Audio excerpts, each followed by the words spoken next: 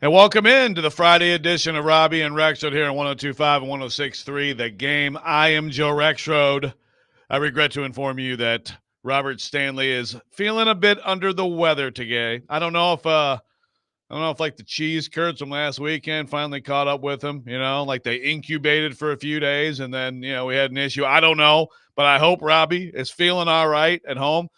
Nick Keyser producing, intern Robert in the house. Nick, I was asleep when Robbie sent the text last night, which I think was like 9:40. So I was already asleep. So then when I got up, I saw like a 2 a.m. from him, and it was like, nah, not happening, buddy.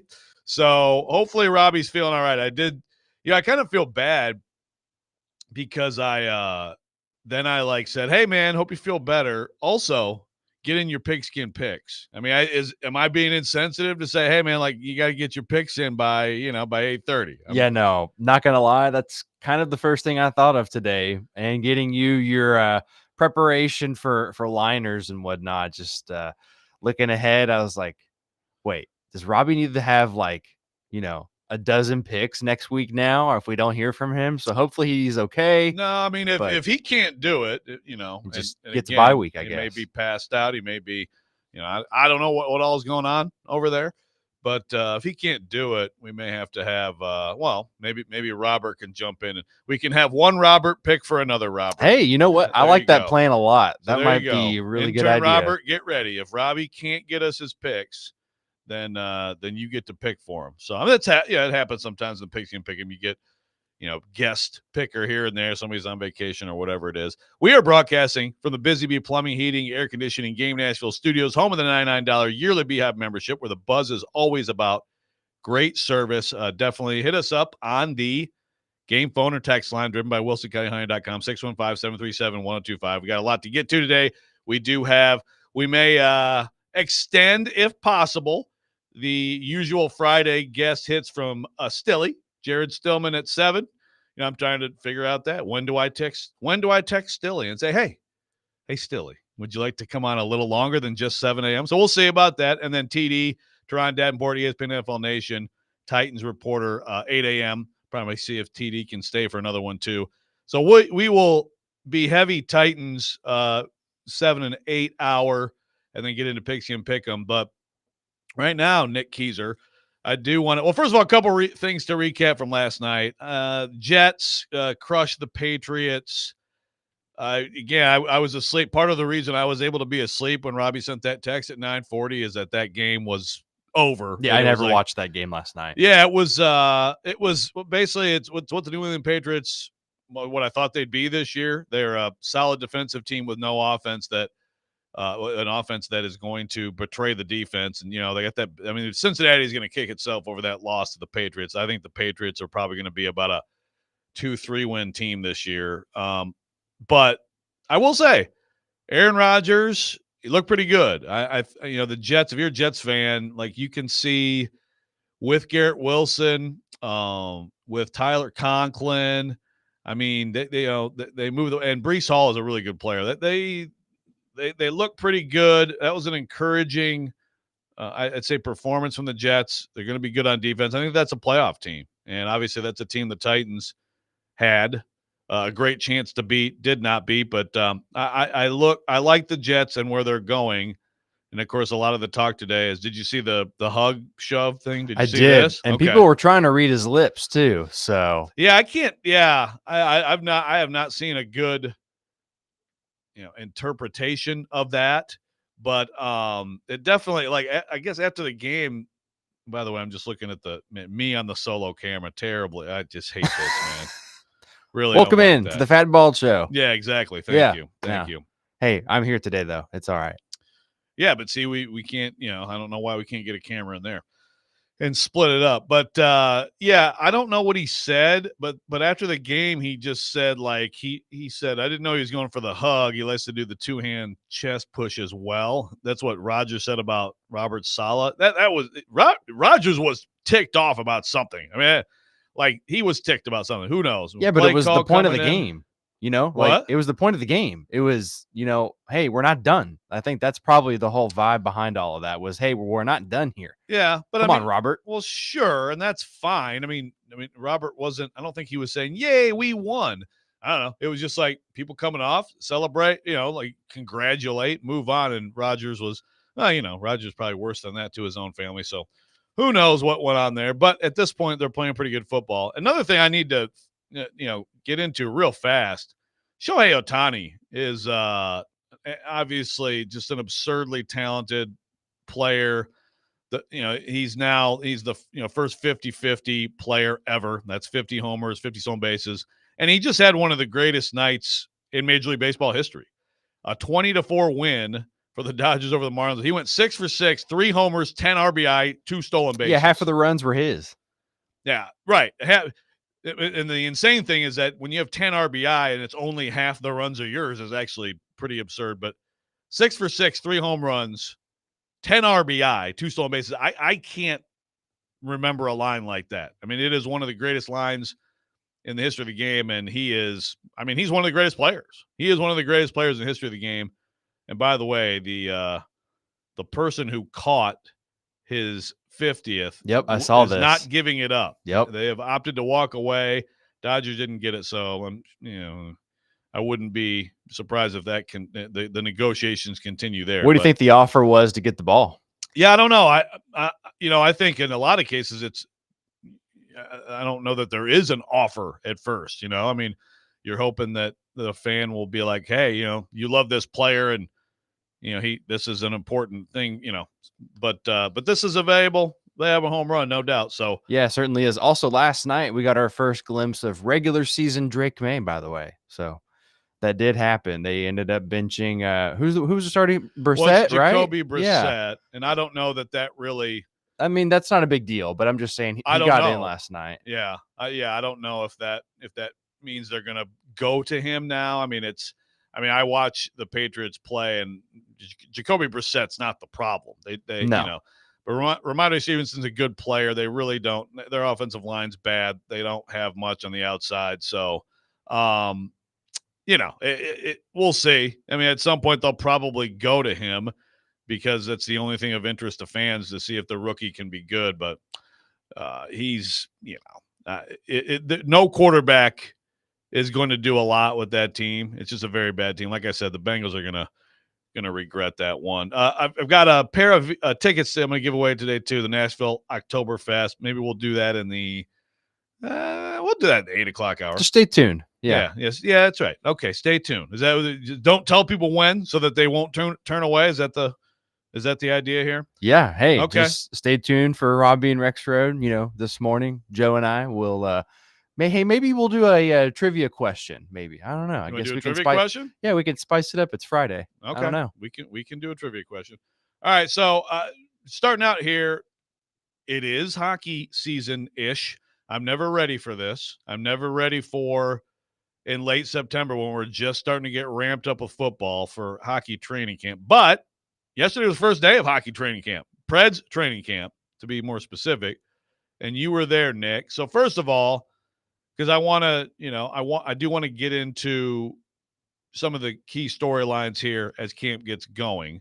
But first of all, your initial big takeaways from what you saw on the ice yesterday. I mean, right out of the hop yesterday, this is a very, very fast-paced practice. And actually, when Luke Shin got off the ice and we spoke with him at the end of the final group, he ended up saying that, hey, like we wear these chips in our shoulder. And it told us that today, at least maybe for his case, I think it's more of a personal thing possibly. But in his case, he told us that the intensity of today's skate, which was yesterday to start camp, was 20% higher than what he was used to last season. So that's interesting to hear that the intensity has ramped up a little bit. Brunette even mentioned yesterday how the intensity feels about the same. I thought practice and the drills looked pretty similar, Joe, to be frank with you. But I think it's very obvious that all of the veterans were driving the bus yesterday, and we'll hear from Andrew Brunette here in just a few minutes for sure. But I think just my early impression is this team is going to be ready, and I firmly believe that the few roster spots that are open, don't be surprised if they are familiar guys, but also don't be shocked if someone that didn't start in the NHL last year maybe starts there this year. So we'll find out who those players are as we go on. But it was pretty impressive day yesterday. I didn't really see too many gaffes. It was more of, hey, like let's just feel out everybody getting back on the ice, but nonstop skating yesterday. Absolute nonstop skating, Joe. Okay. So the roster spots. Okay. So don't be surprised. Okay. So who right now? Who do you think specifically? Then who do you think might be on this? Is Zach Larue going to make this team? I mean, that's where I was gonna maybe start. I wouldn't be shocked necessarily. I mean, look, it's one day. I mean, we'll be back out there. Well, I mean, yeah, we'll be back out there later this afternoon and this weekend as well. I think he was impressive. A lot of the young guys were impressive. Philip Tomasino actually looked impressive. I asked Andrew Burnett about Tomasino yesterday out of the gates when he sat down, was because, hey, signed a deal and he pretty much called him out at the end of the season press conference. And so, I mean, hey, he thought he was impressive yesterday as well. It wouldn't shock me if he makes this team as well. But look, I also really like Joakim Kimmel and I really like Juuso Parssinen. You know, those two guys stood out to me a lot yesterday with their intensity and the pace that they were, having in drills and whatnot. But don't be shocked if those guys challenge for a spot as well. I mean, Parssinen spent time in the league last year defensively really quickly too. I like Del Gaizo so far too. He's been pretty positive, and I think yesterday when he was playing in 5-on-5 drills looked pretty good. I mean, I was happy to see that he ended up scoring a really, really nice goal from the blue line with traffic. So that was cool to see him kind of thrive in that kind of situation. Molendyke looked really good. No shock there whatsoever. But those are just some names to keep eyes on as we move forward here. Okay. I've got questions on a few of those guys you mentioned, a couple of them in particular. And we will hear from Andrew Burnett as well on what he saw on Robbie and Rex Showed 1025, 1063 The Game.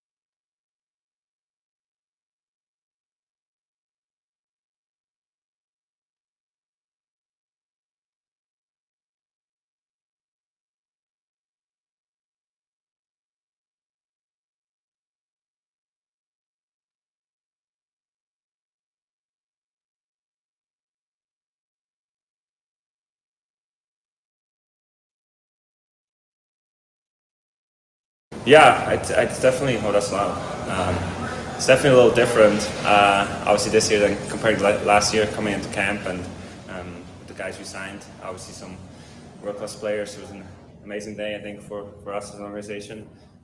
Signed that many guys and the quality of the players, and yeah, it's definitely a little bit of a different team, but at the same time, I think we know what made us successful last year. It was the work and playing as a team, and that doesn't change. Even guys like them, and yeah, that's what training camp is for, right? It's all in work, and we got to put in the work the first 2 weeks and get together and yeah, build that chemistry right away. And that was Roman Josi talking yesterday on the first day of Nashville Predators training camp about what he's seeing. Welcome back in, Robbie and Rexroad, 102.5, The Game. Robbie out sick today. And Nick Keyser, Roman Josi, Brady Shea. I think that's the one thing. The lineup, there's a little bit of lineup question. Obviously, further down the lineup, there are more questions. But, obviously we're going to talk a lot about those top two lines, how it's going to be constructed. But pretty clear, right? Josi, Shea. What do you think that pairing will look like for the Nashville Predators this year?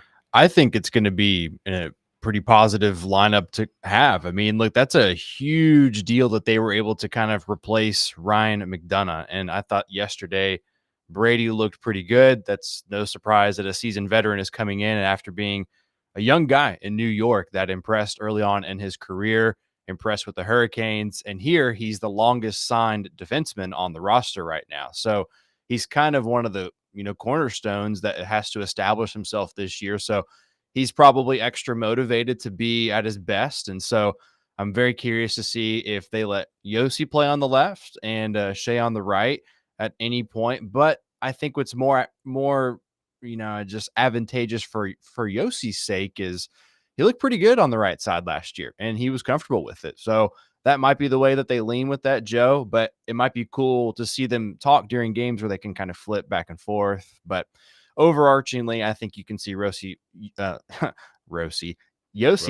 playing on the right side of him. So, but yeah, I thought Brady looked good yesterday. He's going to add a lot of force to that top line. I kind of like Rosi. Okay, so you mentioned a couple of young guys who certainly are a huge part of the future of the Preds. This happens every year at training camp. There are always guys who are certainly going to end up in Milwaukee who have high expectations on them, who aren't likely to make the team. Like you mentioned Joakim Kemmel. I mean, I think he's going to be in Milwaukee this year, right? Would you agree with that? I mean, I don't see. I think majority of the year, yeah, for sure. And then possibly a late call up. Yeah, I think he could be someone, pending injuries and whatnot. I think he's someone you could easily go to, quite frankly. He's got one hell of a shot. Yeah, no doubt. I mean, he's a talented player. It's an interesting thing with him because I think one of the questions with him is when it is time, I think it needs to be a prominent spot in the lineup, right? I think that's who he is in the forward group. But Tanner Molendyk, lots of excitement, but obviously it's the same thing with him, right? I mean, he's going to, there's still some cooking, as Barry Trotz likes to say. How do you think right now he fits in out there as you watch him? I mean, a lot of people are very excited about what his future is. For sure. Yeah. I think he is going to offer what you need at the NHL level now. If you did see him for a little bit of time, quite frankly, it's interesting because, and we failed to mention, or I did at least, Spencer Stastny's out right now for personal reasons. Right. And so we don't know how long he's going to be out. Will he be here at all during training camp? We'll have to find out, but that's something to keep an eye on as well because of the roster spots. So for me, Tanner could easily be someone we could see early on. And I think they could, just send him back without playing any NHL games. Maybe they just want to christen him and keep him in Nashville when the time's right. But he's still junior eligible, unfortunately. And I say that because begrudgingly, he could play NHL minutes. It's kind of a shame that he would have to go back to his junior team in Saskatoon. But yeah, he looks really good. Like, he's comfortable. He cuts off the lanes. His hockey sense is better than a lot of guys we've seen for the last few years that are trying to crack this roster. So for me, that's an impressive draft pick early on from Barry Trotz. And he's going to be an elusive, slippery guy. Tommy Novak got described as that yesterday, by the way, by Jonathan Marchessault. But that's a guy on defense that's going to be a force moving forward. So Andrew Burnett did talk about, among many other things, open roster spots. Here is what Andrew Burnett said yesterday on the first day of Preds training camp. I think we're looking for guys with their identity first. I think there's going to be some heavy competition in a lot of different spots. I think the players in competition understand what I demand, and they brought it today. So that's Andrew Burnett. He also meant to kind of build on that, Nick, a comment on the attitude and mindset, which obviously this time of year is a big talking point with all coaches. Yeah, I mean, they drive it. I think I'm very grateful to have the opportunity to have those guys that makes my job a lot easier, obviously. I think for the young players to be around them there's probably, if you're going to be a sponge, there's no better experience in learning from those guys, from how they conduct themselves off the ice, how they treat people, and how they conduct themselves on the ice. I think if I'm a young player, I'm a sponge and I'm eyes wide open. I think what they bring is the reasons why they've been as successful as they have been over all these years.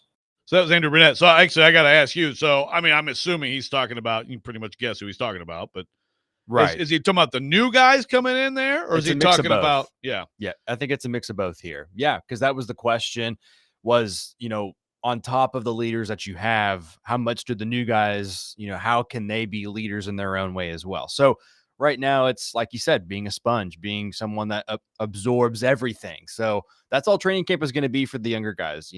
Everyone else that's here, like Forsberg, who said he was changing diapers this summer, by the way, he's someone, like Roman Yossi, who's in camp just getting ready for everything. But yeah, being a sponge and those guys being there for them is very intriguing to me. And then also, Forsberg got asked about, being there for Tomasino. So, the guys are looking out for the younger guys when they kind of need it.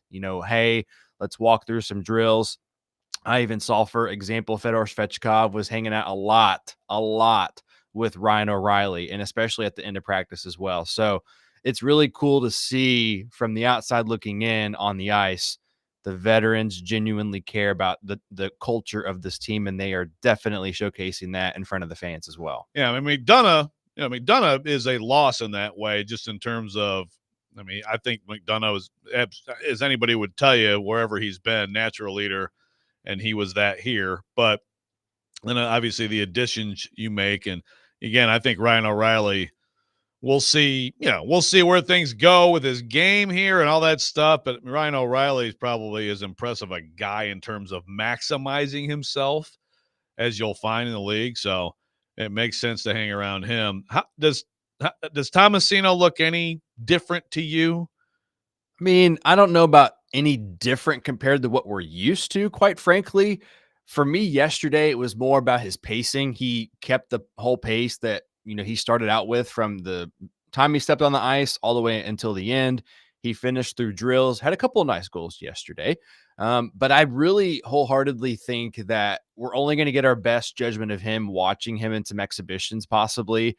And who does he play alongside with? So, and right now in training camp, the lineup that we've kind of seen, it's been the normal lines. But, I think for Tomasino's sake, it's going to be, okay, where can he fit in?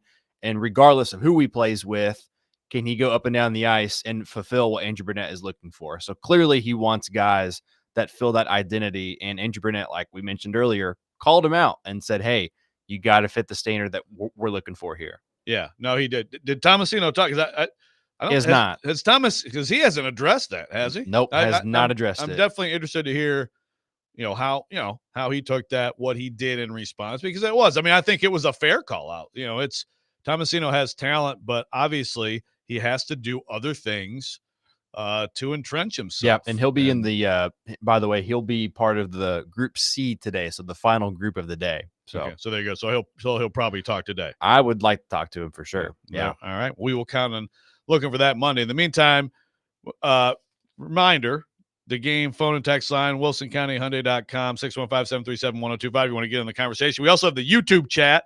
And coming up next, I'd like to hear from Vanderbilt and Tennessee fans about this weekend's SEC openers. Robbie and Rex, 102.5, 106.3 The Game.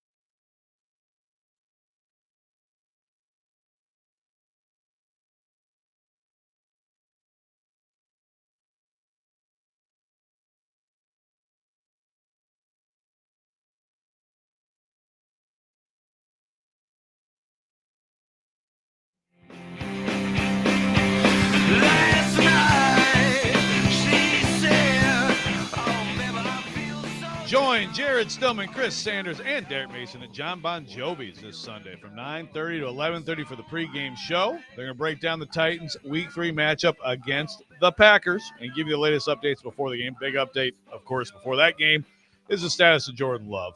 The pregame show presented by Parman Tractor and Equipment, Sundeck Nashville, and award-winning Blue Note Juke Joint, Blue Note Crossroads Bourbon. Welcome back in, Robbie and Rex Show, 102.5, 106.3 The Game.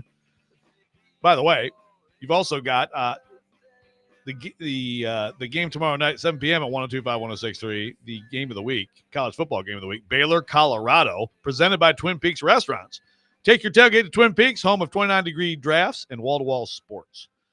So, big college football weekend up. Actually, it's not a great college football weekend. Yeah, there aren't a lot of games nationally that have a huge impact. You do have 2 ranked teams tonight, which I agree with Big Joe, hating college football on a Friday night. That's a night for high school football, but Illinois, Nebraska tonight. But, the SEC is interesting this weekend. The SEC, to me, is the most interesting stuff, starting with Tennessee, Oklahoma, of course. But I think Vanderbilt, Missouri is an extremely interesting game. And then you got a lot of SEC teams playing, lesser opponents. There's a lot of attention that's going to be on Texas, Louisiana, Monroe, because Arch Manning is going to have his debut as a starter. So people are going to definitely want to watch that and watch Arch, the best backup quarterback in college football. And, next year's starter for the Longhorns, and then probably a draft pick after that. But you do have 4 games in conference this week. You also have a game that maybe on paper you might look at and say, oh, UCLA, LSU. That is a very, very bad game. UCLA is an absolute disaster of a program right now. I mean, LSU is going to beat them by about 30. But along with the Tennessee-Oklahoma game, which is the headliner, really the headliner nationally, Vanderbilt, Missouri, like I said. I mean, I'm very interested in that. I would be more interested if Vanderbilt didn't fall flat on its face a week ago, but I still think the way they play is going to, and the fact that Missouri hasn't looked overpowering so far, that we'll see on that one if Vanderbilt can hang in there. Arkansas, Auburn, really interesting game. Taylon Green for Arkansas has come in and done a lot of good things. Auburn quarterback switch. They've been disappointing. It's at Auburn. I don't know what to expect from that one. And then Florida, Mississippi State. For anybody who missed it, I mean, Toledo was up 35-3 at Mississippi State last week. This is the embattled programs. This is really basically a bottom dweller game. But you talk about, Billy Napier. I think some people think it's a foregone conclusion now that Billy Napier is a goner at Florida, and that may be true. I mean, he still has right now this season. This is a game, where he has to go in and they need to dominate. And I think Florida should. I think Florida should win that game handily based on what I've seen from Mississippi State. Although I will say too that Jason Candle, Toledo's coach, he's going to be a high major or a Power 4 coach soon.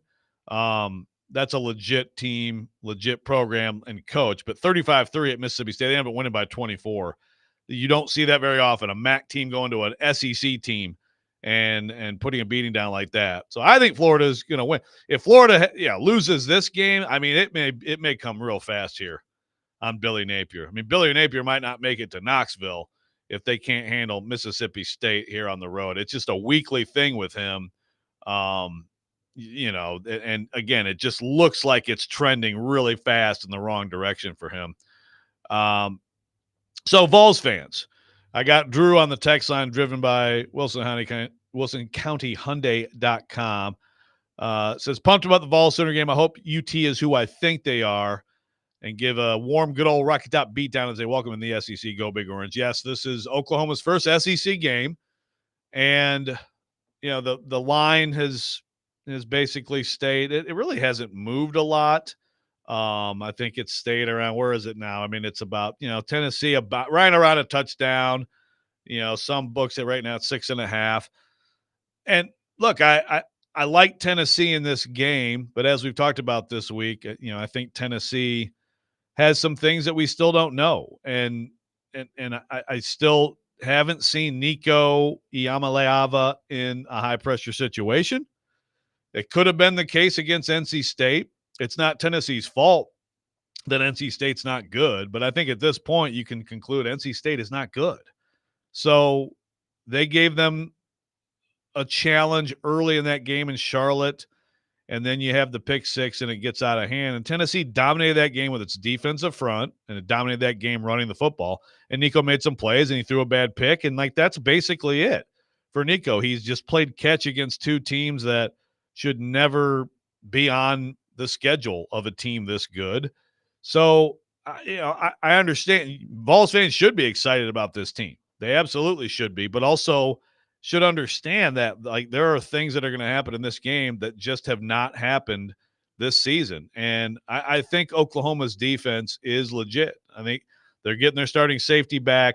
They have, Tennessee has one of the best defensive fronts in college football, but Oklahoma might too. Oklahoma, that's the strength of their team. Lance Hurd, the Tennessee left tackle, not a certainty for this game. Still questionable as they fly to Oklahoma today. And if you take him out of the equation, you have Dane Davis at left tackle. I mean, that's not great. That's so like I said yesterday to Robbie, I think we're talking about a game where the defenses are probably going to have the upper hand on the offenses a lot of the day. And if it's that kind of game at night on the road, then there's going to be a few plays that I think are going to be key in this game. The idea of Tennessee going in there and just absolutely laying the beat down Oklahoma, I don't see it. I don't either. I will be surprised if that's the case. I will be too. And Joe, I think it's interesting to hear, in the back of my head, at least, when I think of first SEC road game for Nico, I go back to his comments that he made. I think it was, I don't think you were there for this. Maybe you were, when he was talking about how like he likes playing on the road. He likes a challenge. So that's where my mind went. So I'm very curious to see how he handles it. And so, Vols fans, let us know as well what you think. How do you think he'll do in this matchup on the road? This is a team playing in its first SEC game. They'll have College Game Day down there as well. I believe the guest speaker is Blake Shelton, I think, tomorrow morning. So, but anyway, Right? I believe so. Yeah. But I think in this game, it's going to be exciting to see for Vols fans if Nico impresses on the road.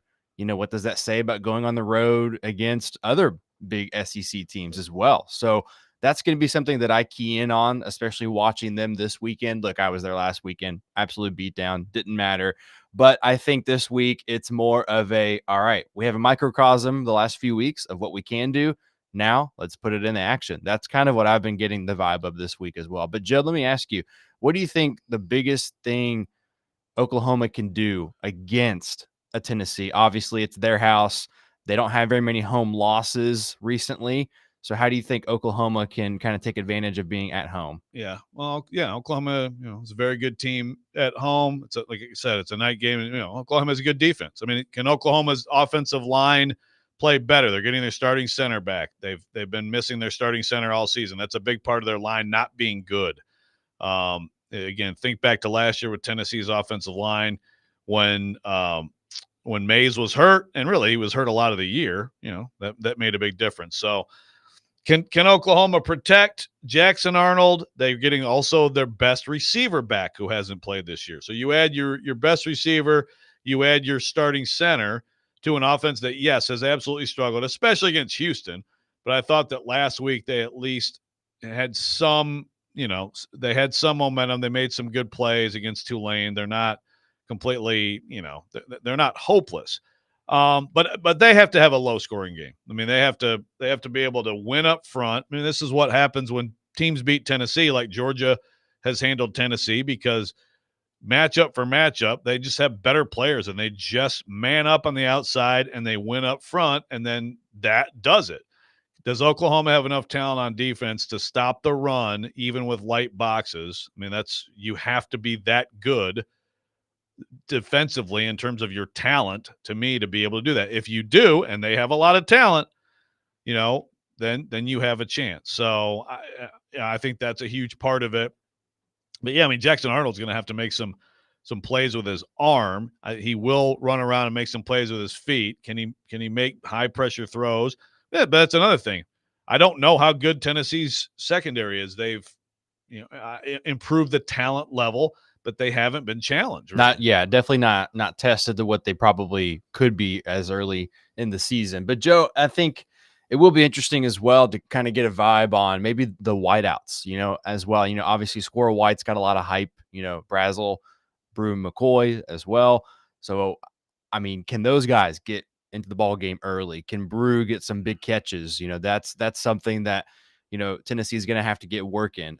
Nico as well, going to his IQ, how often will he feel the need to maybe break away? Can he take advantage of that as well? I don't know if that's part of it. Hey, we need you to run a little bit more if you possibly see those lanes open up. He wasn't afraid to do it, against some other teams as well, in the little bit of a showcase he had in the bowl game, but and also the first few games, albeit like we've talked about, they're not major opponents yet.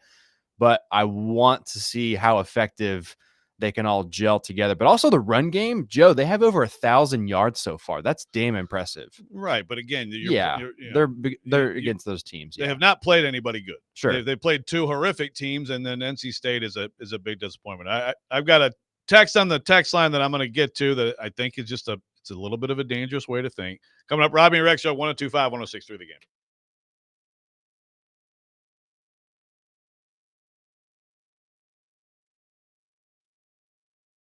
All right, folks, last call. This thing's almost over. It's a great offer. Joe actually here telling you that all FanDuel customers can bet $5 and get a 3-week free trial of NFL Sunday Ticket from YouTube and YouTube TV. It's a pretty sweet deal. And let me tell you something. I am a loyalist to YouTube TV and NFL Sunday Ticket. Can't live without them. If you got a YouTube TV baseball, you're going to be able to watch every regular season Sunday afternoon out-of-market game. It's awesome. All you need is a Google account, current form of payment. You can cancel anytime. Just visit FanDuel.com/Joe102 to download America's #1 sportsbook. You must be 21 or older and present in Tennessee. Full price of NFL Sunday Ticket will be automatically charged seasonally after free trial. No refunds, terms, restrictions, and embargoes apply. Gambling problem, call the Tennessee Red Line, 800-889-9789.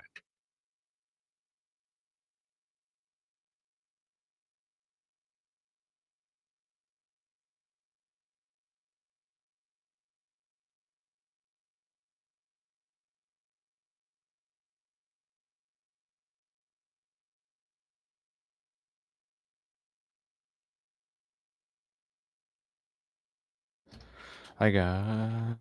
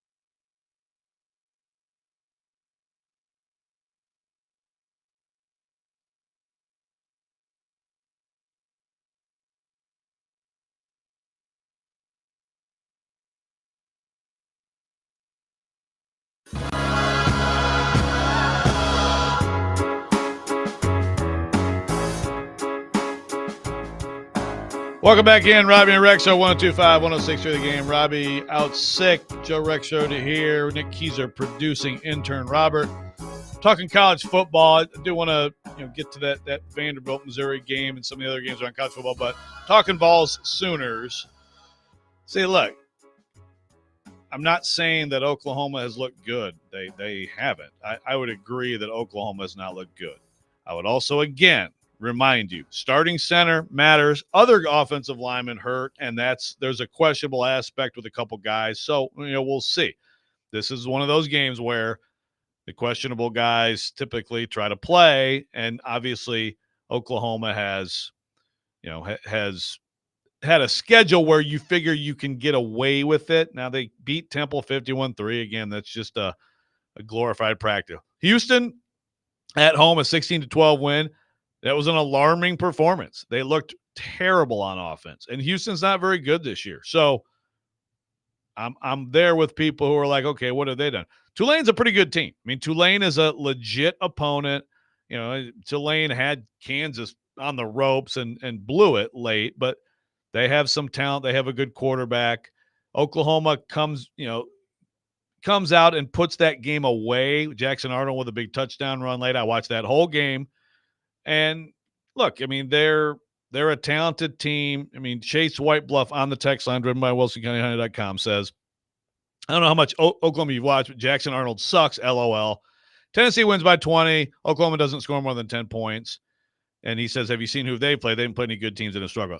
Again, I'm not disagreeing. I think Oklahoma has been underwhelming for sure. But they have played a better schedule than Tennessee. They have had injuries. Jackson Arnold is talented. What does it mean to have his best receiver who hasn't played this year, Oklahoma's top returning receiver? What does that mean in this game? I think it could mean something. I think the starting center could mean something. I think being at home at night and hearing how you are going to get blown out all over the country and knowing that you're basically a touchdown underdog at home, which never happens to Oklahoma. It really hasn't happened since the 90s and hasn't happened to a ranked Oklahoma team since the 70s. These things do matter. They do factor in. I don't think Tennessee is going to take all those things and take anything for granted, but I do think that something like that fuels the home team. So, look, I think it's going to be a better game than some people do. I like Tennessee in this game because I love Tennessee's defensive front, and I do think Oklahoma is going to struggle to score in this game. They're going to have to hit some shots downfield to me. It's hard for me to see them having a lot of success running the ball. That would be maybe the biggest surprise, and that's where I'm with anybody who thinks Tennessee has a huge edge in this game. I don't see a lot of teams running on Tennessee. That's why I think Tennessee right now looks like a contender. But again, I just want to see it still against better competition. They've played about 20 minutes of football that was competitive. It's not the fault of the players. They don't make the schedule. But that is what the schedule is. And it just has given them 2 games that are just not games at all. So that's all I'm saying. I think that Oklahoma makes this a better game. I think it is a defensive game. And when you get into a defensive game on the road at night, crazy things can happen. So I think we're in for a better game than some people think. On the phone line driven by WilsonCountyHoney.com, we've got Kyle wants to talk Vols Sooners. Kyle, how you doing? Hey, Joe. Good to talk to you again. You too. I'm hoping for a good game because I haven't been able to finish a Tennessee game since the season started because this has been such a blowout. I either fall asleep or just get bored. But I just don't see how Oklahoma is going to score many points on Tennessee's front if they're struggling on offense. And our run game is dominant right now. So I just see us, going into halftime up by 10. And then the second half, just kind of the wheels falling off for Oklahoma. I know I'm a Vols fan. I'm biased, but, just outside looking in, that's what I pictured. That's all I could see happening. Thanks, Kyle. Appreciate the call. Yeah, look, I'm with anybody who says, tell me how Oklahoma scores, but the things we don't know, how much does a returning key to an offensive line and possibly other returning guys, how much does that matter? And then how much does, Nick Carter coming back at receiver, how much does that matter? I agree that based on what we've seen, it doesn't look good. Oklahoma scoring points, I think, the run game is going to have to be manufactured. I think a lot of the run game is going to depend on Jackson Arnold. Like, they're not running right at Tennessee. Again, I don't think many teams will. They won't. But Jackson Arnold that's the one thing that he's done that is good. If you watch Oklahoma, if you watch the last game, he can run around. He also will make a mistake. He threw a bad pick six that made that game closer than it should have been late. So he's a young, he's a 5-star young guy. I believe he's a redshirt. I think he's a redshirt freshman. I think that's right. A guy, if you're Tennessee, that you hope to get him into some situations where he's going to make mistakes. But I mean, Oklahoma's going to have a heroic performance from him, and that includes some deep shots on Tennessee's defense. Again, a secondary that has been tested very, very little. And that's another thing that I'm just not sure about. I'm not sure about that, and I'm not sure. Certainly, if Lance Hurd is questionable, that means he's at least banged up if he plays. How's that offensive line hold up? That's where I believe the strength of Oklahoma is. I mean, really, the strength of both teams is the defensive fronts, and that's why I think it's a better defensive game than some people might. Drew says on the text line, driven by WilsonCountyHunter.com, all jokes aside, I believe UT's for real this year. I believe they'll have the ability to beat almost anyone with their offensive ability. We'll see because this is their first test. I believe they can beat the Sooners by a TD or two. Jake and Greenbrier, dear God, it's Josh Hoople. Hooples, yeah. Bob, I didn't see if Bob Stoops ever put out a revised, thing spelling Josh Heupel's name right. But look, Tennessee fans should be excited, and I agree. This team right now, I think this team looks like not just a contender for the playoff. I think this team looks like a contender to do things in the playoff. Also, this one game, if you have a couple turnovers, if Oklahoma hits a couple shots downfield, if Jackson Arnold gets loose, on a scramble, I mean, you lose this game, and all of a sudden you now have to beat one of Alabama or Georgia.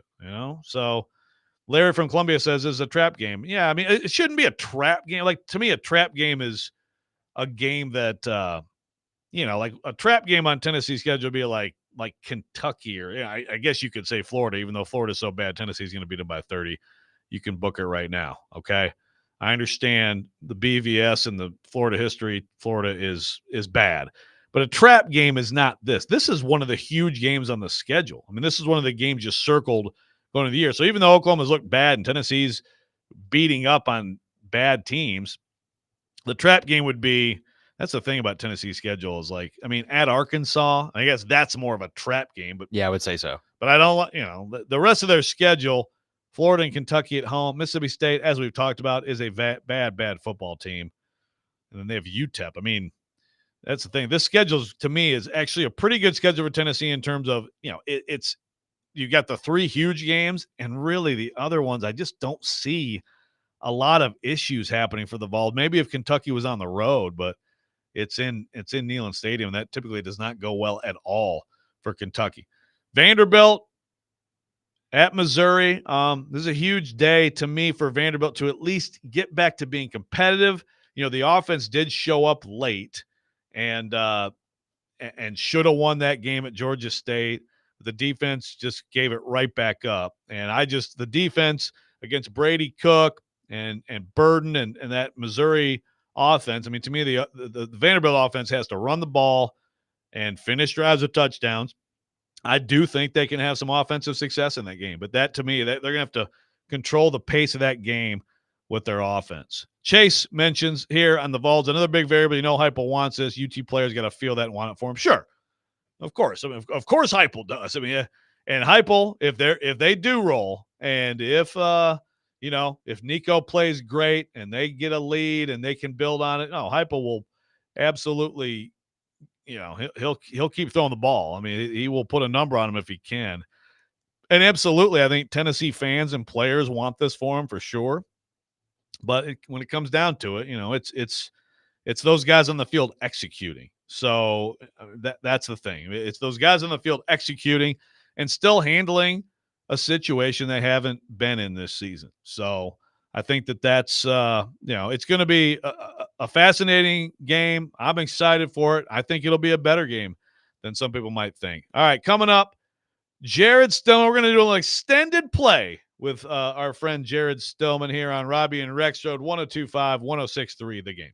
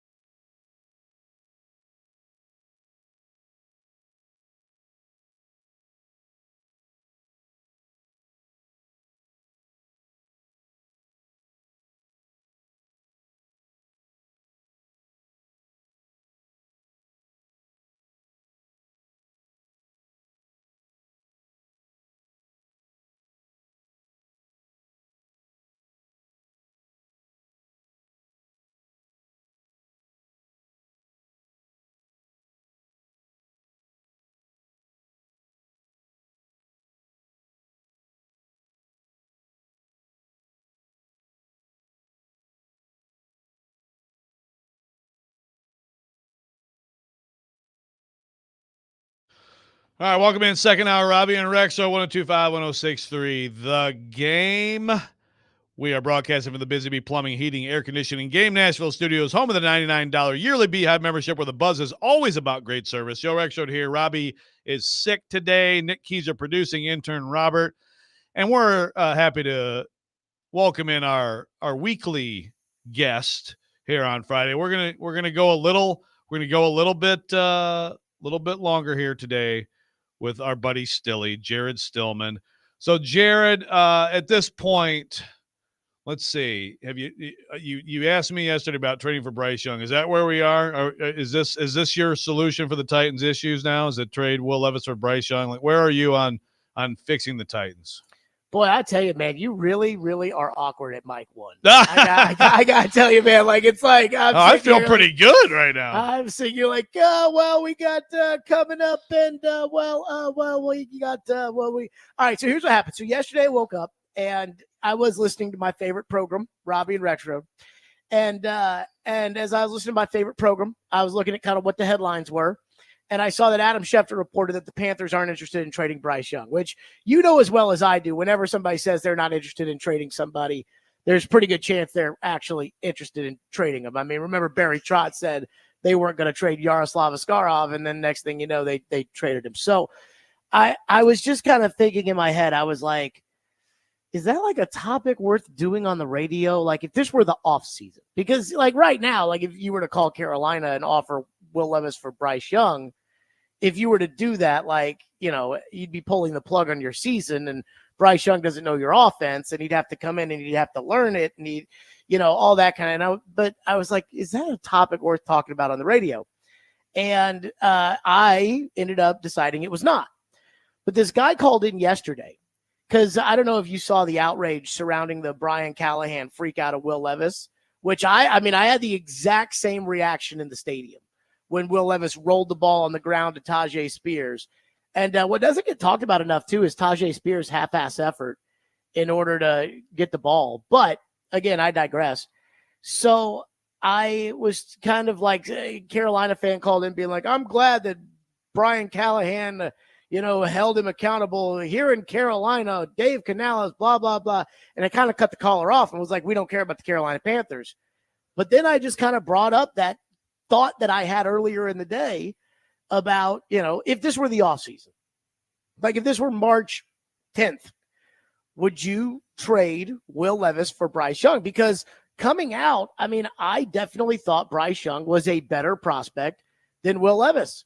And even though I clearly don't think that Bryce Young is what, I thought he was going to be. I haven't really watched him, so it's hard for me to be able to judge that. But he certainly hasn't performed at the level that a lot of people, including you, who wanted to trade everything for him. Sure. That he hasn't played at that level yet, but that doesn't mean that it's all on him and it's not Carolina's fault, given Baker and Darnold and the things those guys are doing post David Tepper. So I was like, would you do this? Would you just, if Carolina called and said, hey, we want out of this, like, we'll do it for Levis, where you're not giving up any future draft picks. You're not giving up any. We'll do it for Levis. And then you get Bryce Young, and it's kind of like when the 49ers acquired Garoppolo, and it was in the middle of the year, and they were like, all right, we got 7 games to see what we got in Jimmy, see if he's the guy or not. And they ended up going forward with it. Would you do it? And I was stunned at the amount of Titan fans that said no. The amount of Titan fans that were like, no, he's too small. No, he stinks. No, he's. Yeah. Well, it's been bad. Yeah, it's been bad with him. So no, but it's been good with Levis. No, I'm not saying that. I think it would have been overwhelmingly no before the season started, before the Titans started playing football. Let me ask you this: if C.J. Stroud was drafted by the Panthers, if they drafted him instead of Bryce Young, what would we be saying about C.J. Stroud right now? I believe that C.J. Stroud would still stink if he went to the Panthers. I am would still stink. He doesn't stink. I'm just talking about the Panthers quarterback would stink. Yeah. Like the Panthers quarterback would still stink no matter what. I am a huge nurture guy versus the nature of these quarterbacks. I think some guys, like I think Peyton Manning and Joe Burrow are they're the unicorns from the standpoint that they can take a bad organization and they can take Jim Mora Sr. as the coach and turn it around. That doesn't happen very often. I think that if we were to really go back and look at this, and we were to go year by year, and I'd love to do this with like a former general manager who has their boards, or still has kind of a memory of how they rank these guys. Because, I mean, like, I'll tell you right now, I think Mahomes, I think if the Jets had Geno Smith and they picked 6th in that draft where the Titans took Corey Davis, they took Jamal Adams. If the Jets realized that Geno Smith stunk and that Mahomes was the guy, and they drafted Mahomes 6, I don't think there's a chance in the world Mahomes is as good as he is. Okay, hold on. I'm going to cut you off. I'm not saying that's wrong necessarily, but you're saying that Joe Burrow would be situation proof and Mahomes wouldn't be? Jared, let's remember that Andy Reid, I think he's been a great thing for Mahomes. They've been great together. And Tyreek and Kelsey. Sure. And remember what his line was when he got there. He had the former number 1 overall draft choice at left tackle. He had Mitchell Schwartz at right tackle. They had a veteran offensive line when Mahomes got there. Fine, Jared. But Mahomes is as situation proof as anyone in this league. And I'm not saying anybody is 100%. I'm not saying Peyton Manning. I'm not saying Joe Burrow. I'm not saying anybody is. I mean, Tom Brady, in most scenarios of his NFL career, just because of what he was as a prospect, we don't even get to see him. I mean, that's just the reality of the situation. But Mahomes is as situation proof as him. Come on. Situation proof? Situation proof. Absolutely. Rich Again, Spielman. I'm not saying anybody is 100%, but for you to say Joe Burrow, but Mahomes is Andy Reid, I mean, my God, man. Joe Burrow won a national title with Ed Orgeron as his coach. Did you see who he was playing with and who his OC was? It was the best offense I've ever seen in college football. He's part of that. Joe Brady keeps getting fired in the NFL. But in that moment in college football, that great Joe Brady. In that moment in college football, he was outstanding. So I've got 2 choices who give credit to, Joe Burrow or Joe Brady. You want to give it to Joe Brady? I'm telling you that Joe Brady's offense with that talent was excellent. And Ed Orgeron, the idea that you're gonna give Burrow more points because Orgeron collected talent, went and showed up at and he, all right, guys, let's go. But Joe Brady was a good college offense coordinator for that season. Absolutely, Joe Brady had a very good. Lots of guys, like coaches, have runs, right? And then maybe they'll go to the NFL and it doesn't work out or whatever, or stuff they were. I mean, Chip Kelly at one point was a genius in football. He was doing things people couldn't deal with, right? And then eventually it's there's nothing innovative about Ed Orgeron. No, I'm not saying there is, but Brady, I'm saying there was. He was a good OC at the time. Also, the talent level on that team, I mean, come on. Ed Orgeron, they had everything. Yeah, but again, the teams. Joe Burrow's great. Don't get me wrong. Joe Burrow's Clemson great. Team that they beat in the national title game also had a lot of talent. That Alabama team that they beat in Tuscaloosa also had a lot of talent. It's not as if that. Look, that LSU team is one of the best teams I've ever seen. In my lifetime, it's up there with the Hurricanes in the 2000s. But I would still say, Ed Orgeron told a story on Colin Cowherd's podcast, and he said that when Joe Burrow came on a recruiting visit, Joe went up to him and said, he come up to me and say, I don't want to do recruiting stuff. I just want to eat crawfish and talk football. And that they had a meeting or whatever with all the coaches, and they were watching film on his recruiting visit. And Ed Orgeron said it took 5 minutes to realize who the smartest guy in the room was, and it was Joe. And so I look at Joe, and I'm like, he went to LSU, which was kind of a middling program, losing to Troy, and he turns things around there. They win the national title. He goes to the NFL, goes to the worst franchise in the league. Not just the team that was picking first that year, but historically horrendous franchise. And immediately in 2 years turns it around. And it's like, and so do you think the coaches deserve any credit? Do you think that the receivers around him deserve any credit? Or he just took a complete, I understand how bad they were, but you're saying he just dragged a sad sack group along with him. Think about how much we complain about the offensive line here, about how nobody could be good, but he had that line and got to the Super Bowl.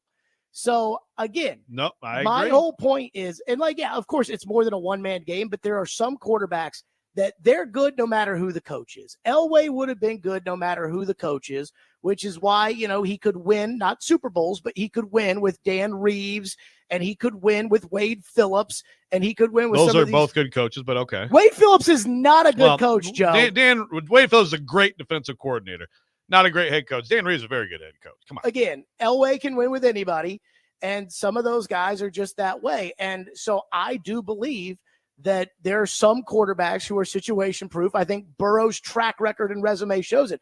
But if you listen to Rick Spielman, the old Vikings general manager, he put his list together before the 2023 draft of where the prospects ranked coming out. And he had Mahomes and Josh Allen below a lot of the other guys who had come out, whether it was Justin Herbert or Trevor Lawrence or whomever. And his whole point was both guys had serious issues and flaws in their games. And the coaching staffs that they went to worked with those guys to work on those flaws and to make them better quarterbacks. And so I do believe that, again, if Mahomes, as raw as he was, if he had gone to a dumb organization, I think they could have ruined Mahomes. They probably would have ruined Mahomes. And I don't think Mahomes is situation proof. Yeah. I don't. Okay. Well, first of all, you're a little too reliant on Rick Spielman. So I just want to make sure that then we have this on the record. So same exact situation, whatever it is, great, bad, medium, whatever it is, the same exact situation. You have a team. You are taking Joe Burrow over Patrick Mahomes. Well, like No. That's what you've been saying. Coming out of the draft? Well, or like right now? Okay, right now. Well, right now I would take Mahomes. Okay. But again, Mahomes is a developed product now. Yeah. Okay. Yeah. That again, like I think we can both. I mean, agree. those guys get credit, and that's fine. But like, I think you're acting like Mahomes wasn't coming out of the NFL as a high-level NFL prospect. He absolutely was. He just wasn't QB1. I mean, he's still went in the top 10 of the draft. I mean, like, right. Yeah. But again, like you're saying like right now, Mahomes is a finished product right now, and the finished product because he's had Andy Reid. So Mahomes got developed by the guy who at the time in the NFL was like, oh, this guy can't win the big one. You got to get him out of here after they lose the Titans in the playoffs. And Burrow, no credit to Zach Taylor, Brian Callahan, those guys. Burrow just did it on his own. He's self-made. Well, I mean, Andy Reid was playing in home playoff games before Mahomes got there. Where was Zach Taylor and Brian Callahan before Joe Burrow got there? Well, they were young coaches. They're like 20 years younger than Andy Reid. 15. Again, my point is this. I think that this league kills more quarterbacks than it creates. I think a lot of these guys, I think if you put Baker Mayfield, if he had been drafted to the right situation in 2018 and not to the moronic owner in Cleveland with Hugh Jackson as his coach in that nightmare of a franchise. And then after a year of showing that he had some talent, that they went out there and decided, okay, Baker, we're getting Odell, we're getting Jarvis Landry, we're going to the Super Bowl. If they had been with an organization that had their head on their shoulders, then Baker Mayfield would be a successful quarterback for the Cleveland Browns, and they wouldn't be paying Deshaun Watson $230 million to embarrass him every Sunday. But again, he went to a bad organization.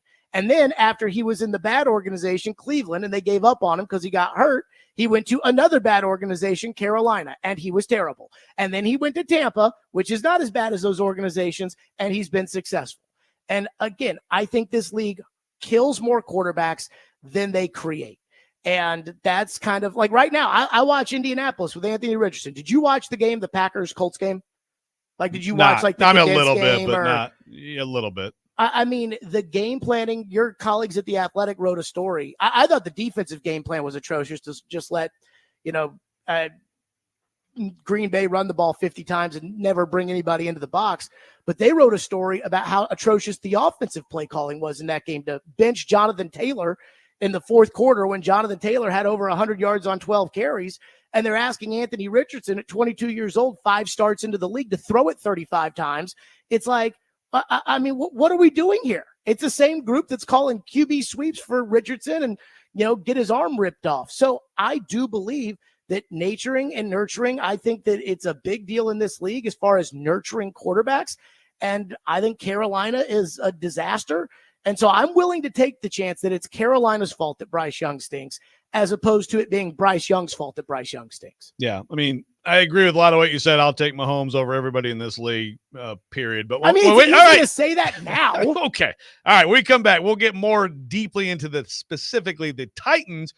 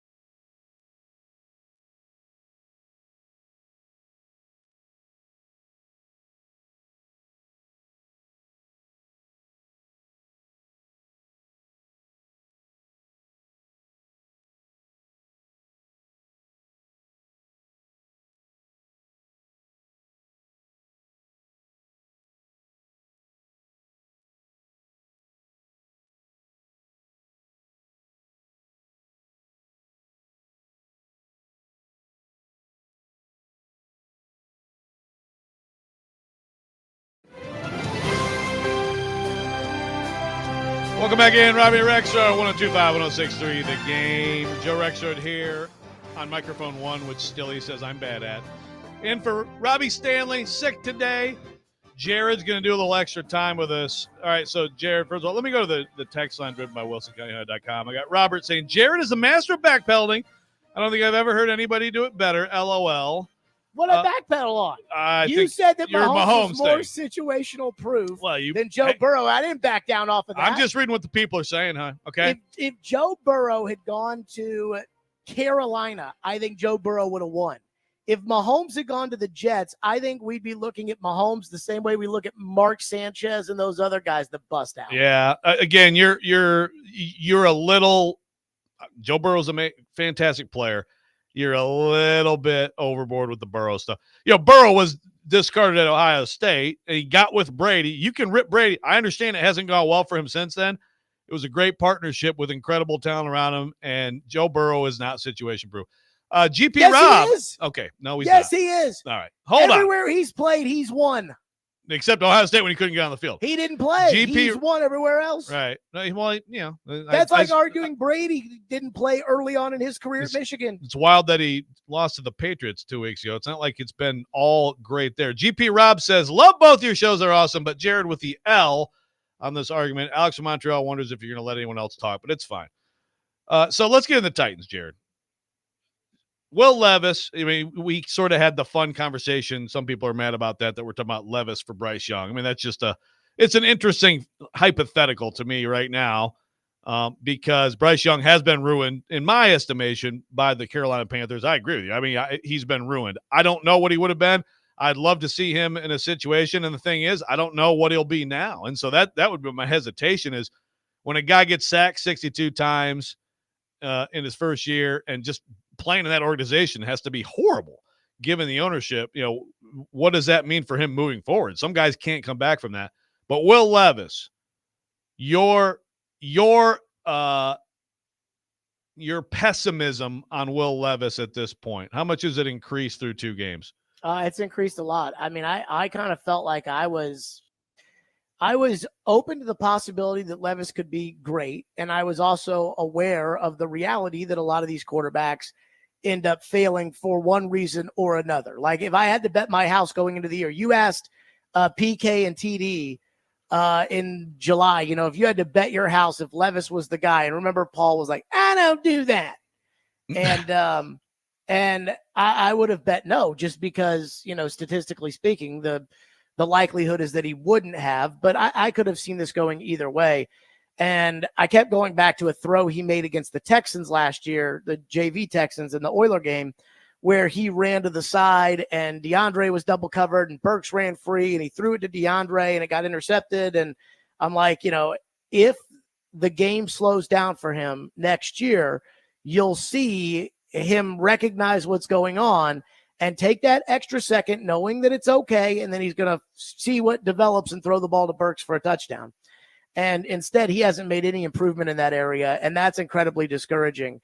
And now, I mean, Levis is up there talking about rewiring his brain. And now he's talking about, I've got to be aware of when to take care of the football. I'm like, you need to be taking care of the football on every play. But what you also can't do is go to the line and be thinking, don't throw a pick, don't throw a pick, don't throw a pick, don't throw a pick. That's going to be a problem. Blake Bedingfield, I think, really broke down Levis's issues, which is at PK's website, which is he's waiting for guys to come open and then he's throwing the ball as opposed to throwing guys open, which was a problem Tannehill had at the end. So I am incredibly pessimistic. And I've always said, and I mean, look, I'm not calling Will Levis the guy dumb, but Will Levis, the football player, is dumb.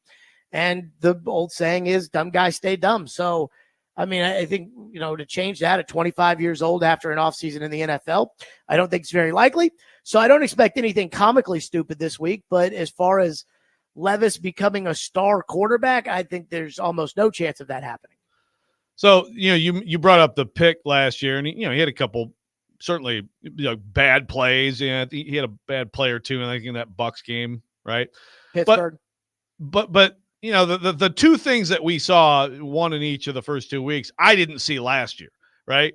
So I guess what I'm saying is these two plays still to me are, granted, it's still a small sample size, but they are outliers even for him. No, would you agree with that? Like, you're going to expect some bad pick up. You threw into double coverage. You read it wrong, whatever. Like, these two plays, it's not like we saw that ever last year. I don't recall one where it's like, oh my God, what are you doing? So he had a ball like that at Tampa, which it didn't look as stupid because he aired it out down the field. But I mean, it was basically an arm punt. And I think either the receiver broke it up or there was it was kind of like he threw a Hail Mary in the fourth quarter when the game started to get out of hand. And at that point, Tim Kelly just immediately changed the play calling. Like everything was like bubble screens, and they were down by, I think, 2 scores in the fourth quarter, and they're throwing bubble screens to Kyle Phillips. And that was when I noticed that like Levis had this kind of like when the game started to get out of hand vibe to him, where it was like, I got to make a play. And Tim Kelly obviously recognized it from the Pittsburgh game the week before and was like, no, we're not doing that.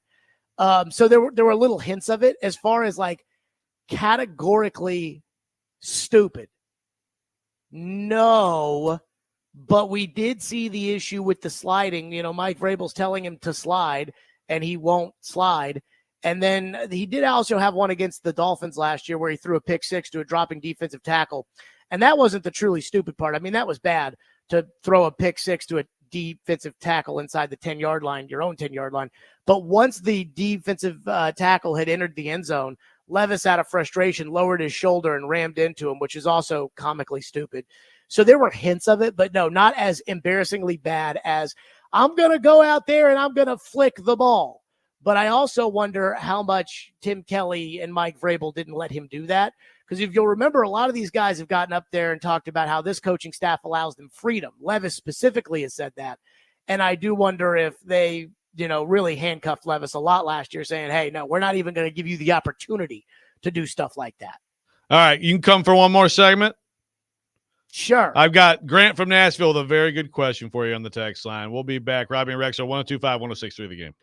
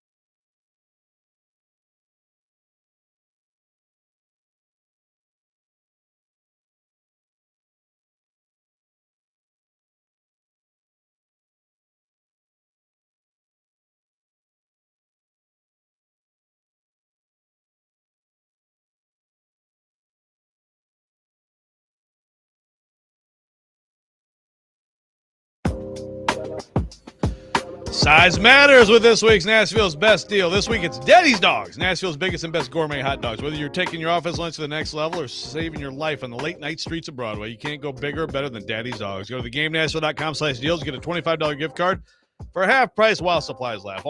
While supplies last. Welcome back in, Robbie and Rex Road.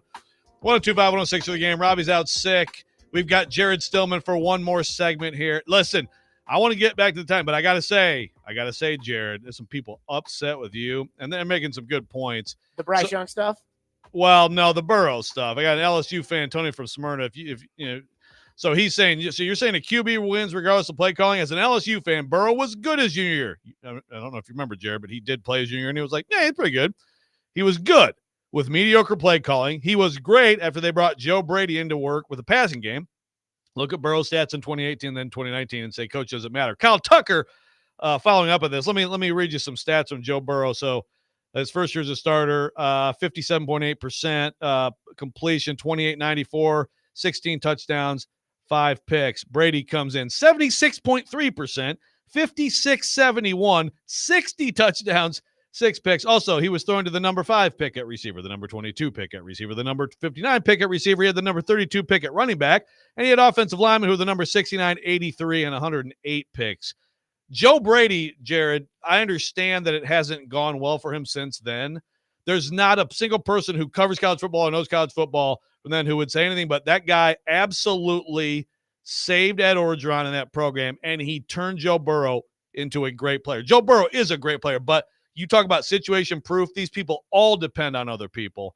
And dismissing what Joe Brady did with LSU, along with all that other talent, and trying to put it all on Burrow is just poor judgment. I'm sorry. So I don't understand this. So Burrow should thank Joe Brady for his success. But then when they left LSU, Joe Brady sucked and Joe Burrow was great. Right. Again, Jared. Okay. So everything I just said to you, and that's your response. Yes. This is why arguing with you is very frustrating. Yes, Joe Brady, absolutely. I just read you what Burrow did before Brady, right? And then I read you what he did with Brady and all that other talent, right? So Joe Burrow's first so starter in college football, because he wasn't as good with the old guy that Emsinger or whatever his name was as the play caller, right? I mean, you tried to put it on Ed Orgeron. Like you earlier were like, why? Well, Ed Orgeron. Joe Burrow carried that entire organization. And then they were terrible when Joe Burrow left. And then Joe Burrow went to the place that has been comically terrible ever since I've been a football fan. The first game I ever went to was the first ever Titans game. They won 36-35 on an Al Del Greco field goal against Jeff Blake and the Bengals. They had a nice little run there for a second with Carson Palmer and Andy Dalton, where they didn't win any playoff games. But they were, for the most part, a laughingstock my entire life. They were the AFC version of the Lions. Joe Burrow gets there, and they're in the Super Bowl. And I'm supposed to not think that Joe Burrow is the common denominator here. Joe Burrow's great. But again, you want to talk about some players, and like you want to talk about Mahomes, and what if it wouldn't have worked out? Joe Burrow. If Mahomes had gone to the Jets, I think Mahomes would be a bust. Okay, but if Joe Burrow went to the Jets, no, he's carrying the whole group. That's what you're saying. If Joe Burrow had been drafted by the Jets, I think Joe Burrow could carry the Jets. And by the way, you're saying Joe Brady, quote, sucks. Yeah, he went to the Panthers. That's quite an organization, and it did not work out. I mean, I think there's probably a reason the Bills hired him to be OC, and by the way, things look okay for them right now. I don't know. Why would the Bills hire a guy who sucks as their offensive coordinator, and why are they playing well now? Is it Joe Burrow's effect on Joe Brady? Is there still some sort of like residue there? I mean, again, you got to go black and white with everything, right? Joe Brady had been to support your faulty arguments. Joe Brady had been unable to get an offensive coordinator job because he bombed out so bad. And Carolina, yeah. He had to be the quarterback's coach, and then when Ken Dorsey got fired, they elevated him up. Yep, and so then and now right, so he had to take a peg down because he stunk so bad. Okay, and he's the OC of the Bills now, I think, right?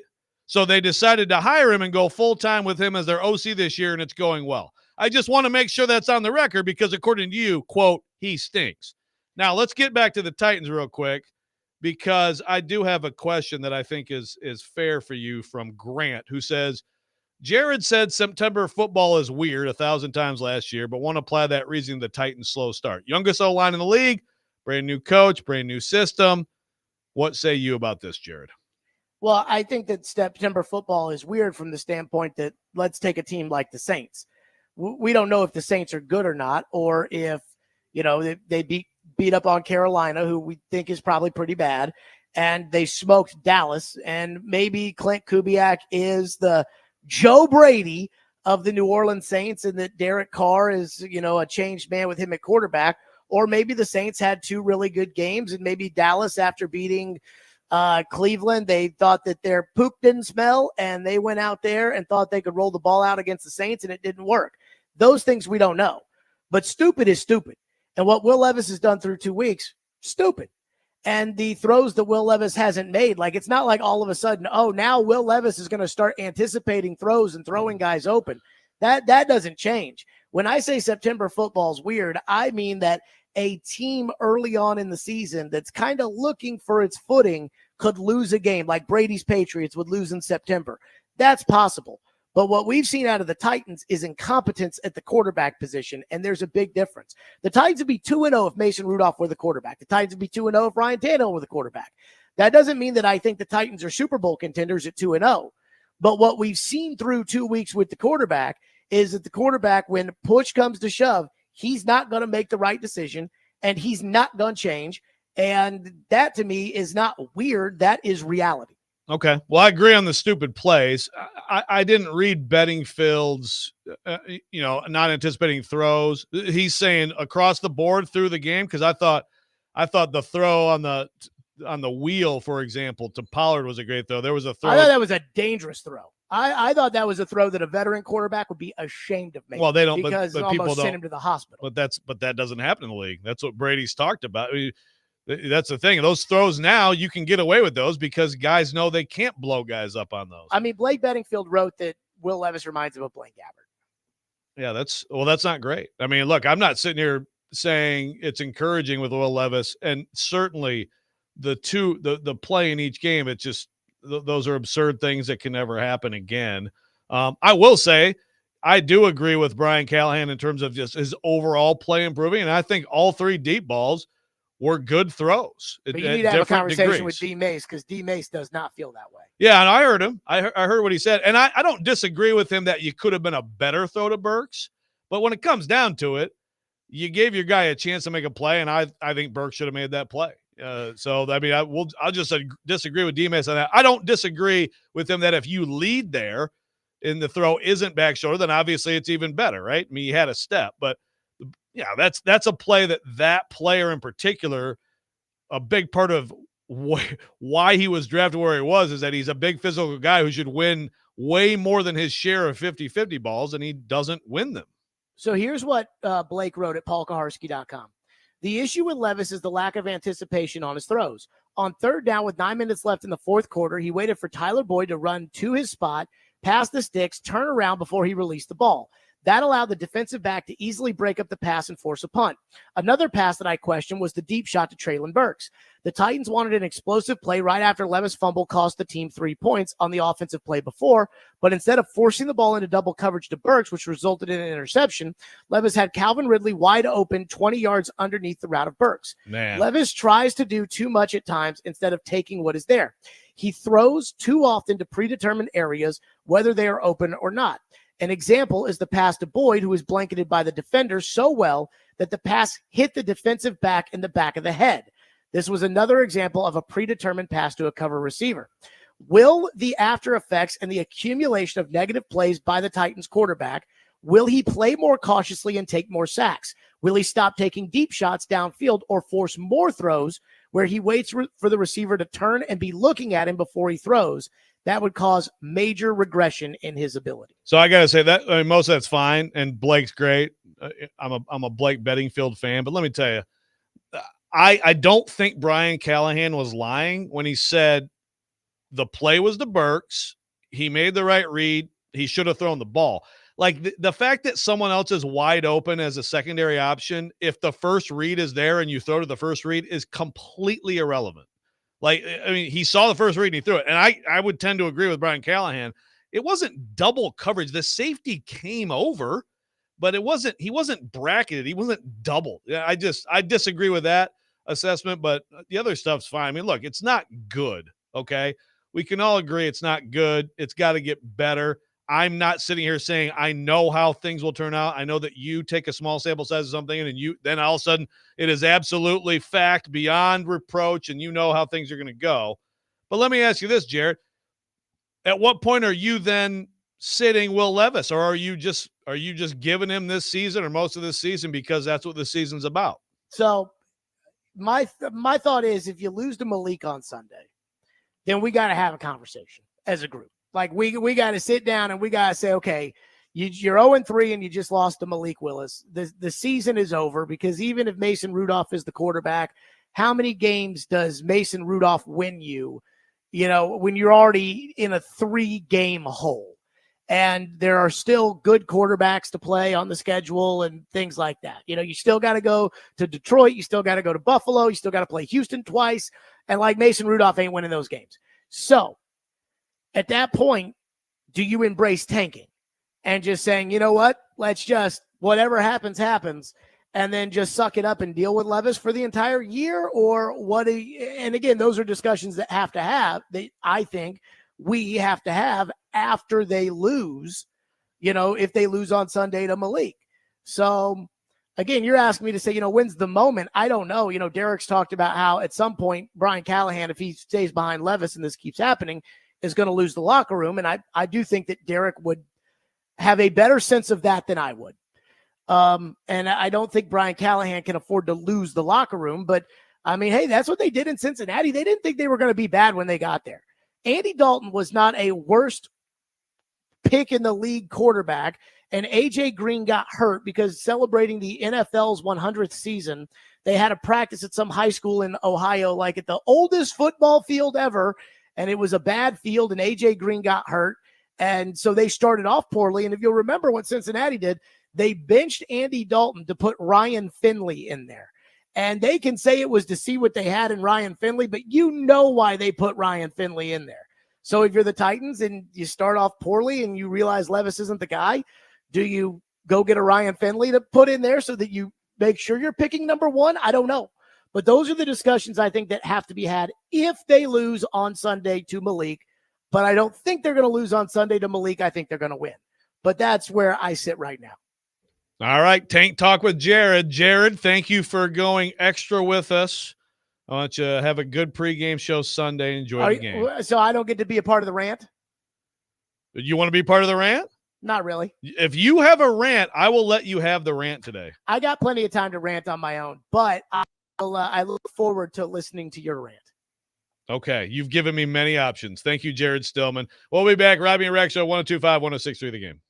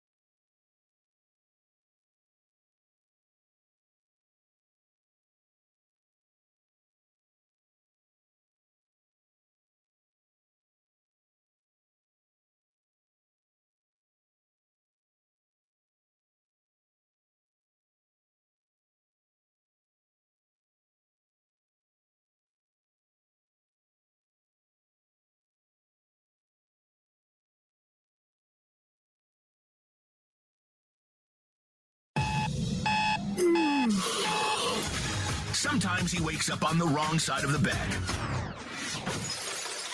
And sometimes he's just, well, Joe. Awkward moment. Let's do it. This is the Rex Rant, now on Robbie and Rex Road. What's up? This is Scott Stapp from Creed, and you're listening to Robbie and Rocks Road on 102.5 The Game. Okay, Did I say Rocks Road right? Rex. Rex Road. Okay, let me do that No again. worries. What's up? This is Scott Stapp from Creed, and you're listening to Robbie and Rex Road on 102.5 The Game.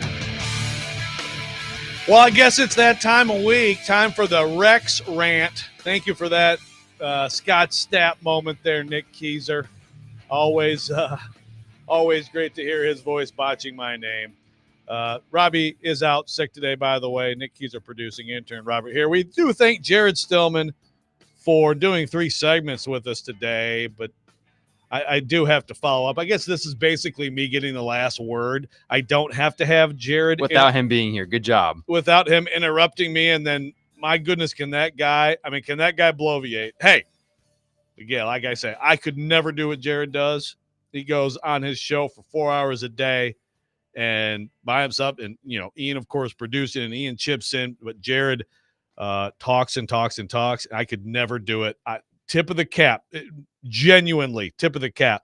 But like his argument here, again, it's a great example of, deciding it must be binary. So it must be that this guy is this and then this guy is that. So, well, to support my faulty argument that Joe Burrow is actually a situation-proof quarterback, whereas Patrick Mahomes isn't. That is what Jared said today.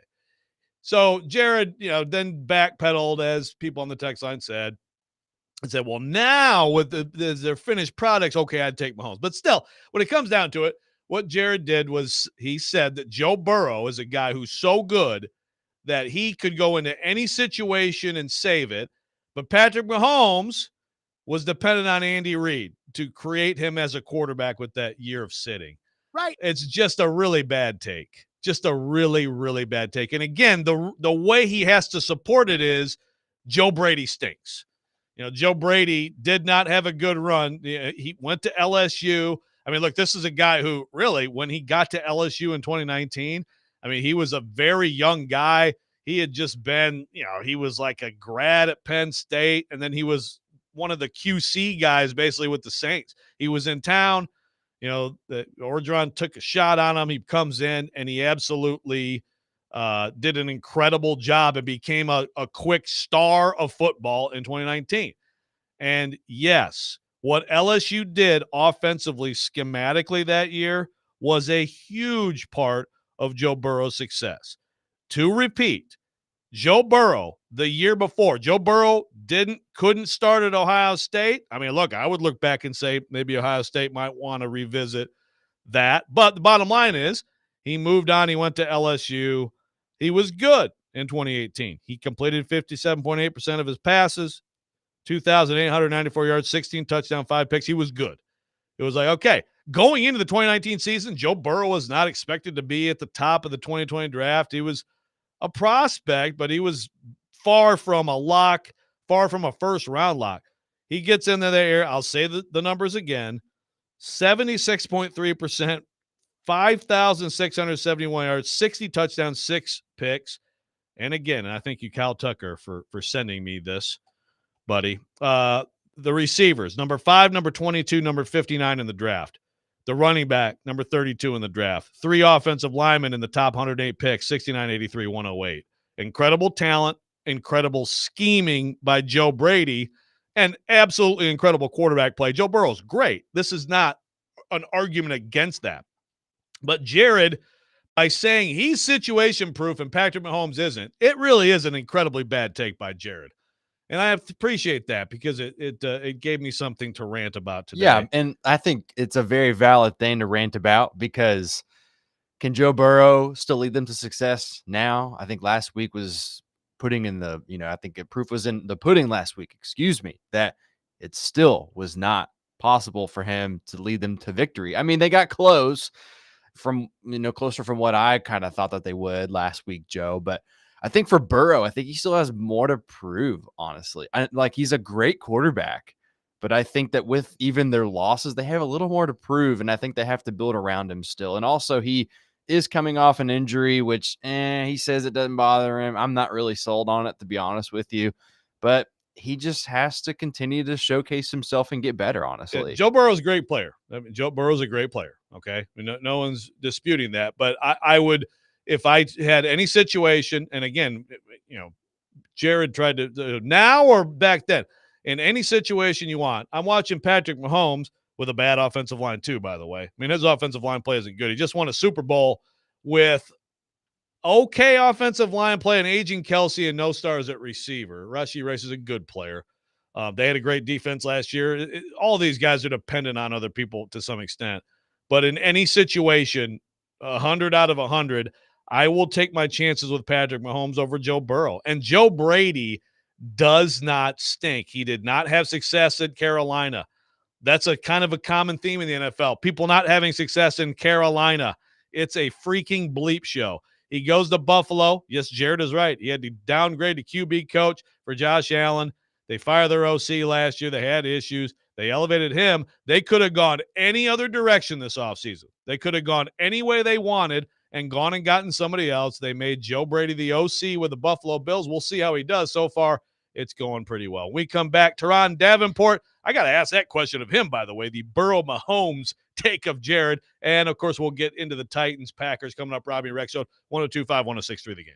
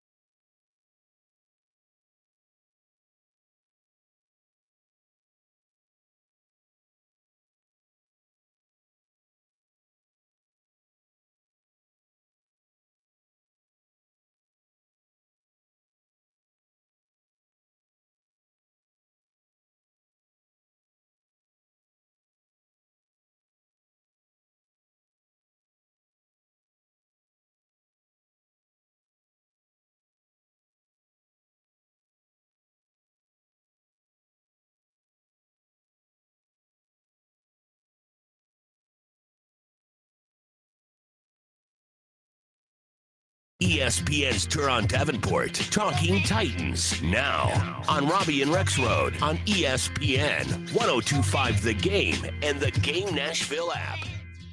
And it's that time of week here on the Friday edition of Robbie and Rex Show, 1025, 106 through the game, broadcasting with the Busy Bee Plumbing, Heating, Air Conditioning, Game Nashville Studios, home of the $99 yearly Beehive membership, where the buzz is always about great service. Teron Davenport, ESPN NFL Nation Titans reporter. He's going to do a couple segments with us, go extra with us, just like Jared Stillman did. We appreciate that, TD. But I got to ask you, TD, first of all, did you hear Jared's take that he just had? No, I didn't hear his take. I was not tuned in this morning. Okay. I missed it. What did he say? Oh, we got a good one. Oh, we got a beauty here. So essentially, to boil it down, I want to make sure I'm being fair and accurate, because we know, Jared likes to take people's takes and kind of twist them a little bit and things like that. But essentially, he is saying that Joe Burrow is so great that he's a situation-proof quarterback who could go into any situation and thrive, whereas Patrick Mahomes would not be a situation-proof quarterback, a guy who, depended on Andy Reid and all that they've done for him to make him what he is, which is great today. So I'll give him that. But essentially that, though, as prospects, one of them was situation-proof and one of them wasn't, which really is, the more I think about it, TD, it's actually one of the dumbest things I've heard from him. Well, I mean, it's top, 40. It's Casey Kasem top 40. Which is still, I'd say, pretty impressive. Wow. I didn't realize it was Andy Reid on that hurt ankle that, broke the pocket and scrambled 30 or so yards to set up that, game-winning field goal in the Super Bowl a couple of years ago. Well, that's the thing. He's had some bad stuff. I didn't realize it was Andy Reid, making those throws to guys who wouldn't start on a lot of other teams. Okay. Well, you know what? So another part of this argument, and I'd love your thought on this, because it is an interesting career path here for this guy who came onto the scene 5 years ago. It was like, out of nowhere, who is this young guy who's just, he was in his 20s. He was 29 years old, Joe Brady, right? And LSU, everything. You're talking about an incredible – it's one of the best college football teams I've ever seen, maybe the best college football offense I've ever seen. And Burrow is – he's the number one pick for a reason, but incredible line, receivers, everything. But Brady also completely changed the offense, got all this credit, deserved credit in my mind for what he did with that talent, with Joe Burrow, with all that. And, of course, it didn't work out in Carolina. Now he's with the Bills. What do you think of Joe Brady, and where do you think it's going for him from here? Yeah, that's someone else you got to look. They didn't really have much to work with there in Carolina, but that LSU offense was, they were rolling, and they never took their foot off the gas. Once they were up on you, they kept accelerating. So in Buffalo, right, they're trying to get things back together. It was a little chaotic last year, and they're working in new weapons this year. But I think Joe Brady's a really good OC. I wouldn't say that he made Joe Burrow. I think it was, a situation where you had a guy that, he got really better over time, and all of the weapons, it was the perfect storm in LSU. So, yeah, I just wouldn't I wouldn't credit Joe Brady with making Joe Burrow, and I don't credit Andy Reid with making Patrick Mahomes, because both of those guys, they're really good. They're 1 and 2, if you ask me, when you're talking about quarterbacks. And Mahomes is number 1, and then there's a big space, and then there's Joe Burrow. Yeah, well, I totally agree. Yeah, Joe Brady didn't make Joe Burrow, not at all. But it's all, these guys are all, I do believe that they're all to a point dependent on conditions, right? Yeah. And that's where it's it's always hard to. How many I watch Patrick Mahomes play, and I believe that he could probably overcome as much as anyone who's ever played the position. I just because of his creativity and just his skill set and his competitiveness, I think that he could probably overcome bad situations more than any quarterback I've ever seen play in this league. And I'm with you. He's one, and then there's a gap. But I do believe, I absolutely also believe that it was huge for him to sit, and it was huge for Andy Reid was great for him, and it's been a great partnership. You know, it's a team sport, TD, that we're so obsessed with that position, you know, that I think sometimes it's hard. It is hard to separate the conditions from the actual player. But I guess if we take that to the Titans conversation now with Will Levis, you know, we talked a lot this week about obviously Levis, the mistakes. He's got to play better, no question. It hasn't been good. The offensive line also hasn't been good. I mean, the pressure, I think it's the most pressures in the NFL. Like, how do you view, and of course, you have a first-time head coach and play caller, how do you view just the conditions for Levis so far through 2 games? Yeah, I think the conditions are fine. Obviously, he's getting pressure, and you have those things, but I think he's actually held up solid. I don't think he's played enough to say, hey, get him out of there and look to the draft. I don't think that's the case, but he hasn't played well enough to say, hey, you know, this is the guy moving forward, you know, after this year, et cetera. So you look at the conditions. I mean, he's got weapons. Yeah, you know, there are pressures. I don't put first-year play caller. I think Brian Callahan has set him up in ways to be able to excel. I think, you know, Brian Callahan, Nick Holtz, those guys, you know, putting together those plays, their play design. I mean, if you go back and you watch, you know, some of the All-22, there's guys running open, you know, but it just doesn't always get the ball to them because of, you know, this or that. So for me, Will Levis, he's not in a bad situation at all. He's not in one that I think should produce a bad season. I think he's straight as far as that's concerned. What about just you know, the now that he's had, you know, they've lost 2 games. Each of them has been marked by, you know, the mistake, the killer mistake that, you know, so much has been made of both of them, and with, you know, with good reason. Where do you think he is in terms of responding to that? Because I've thought, we talked earlier this week, Robbie and I, about, you know, sometimes that can make someone too cautious in some situations. I mean, obviously everybody's like, do not make another death mistake, you know, ridiculous turnover, but also like you have to make some throws into tight windows and take some chances to be successful in this league. And that's the enigma of Will Levis, right? You know, and I really like the fact you look later in the game, right? He didn't give up on that play when the pocket was collapsing and you thought he was going to take the sack, and he was able to scramble, you know, for 13 yards, right? That's a good example of, okay, he still has that balance of hero in him.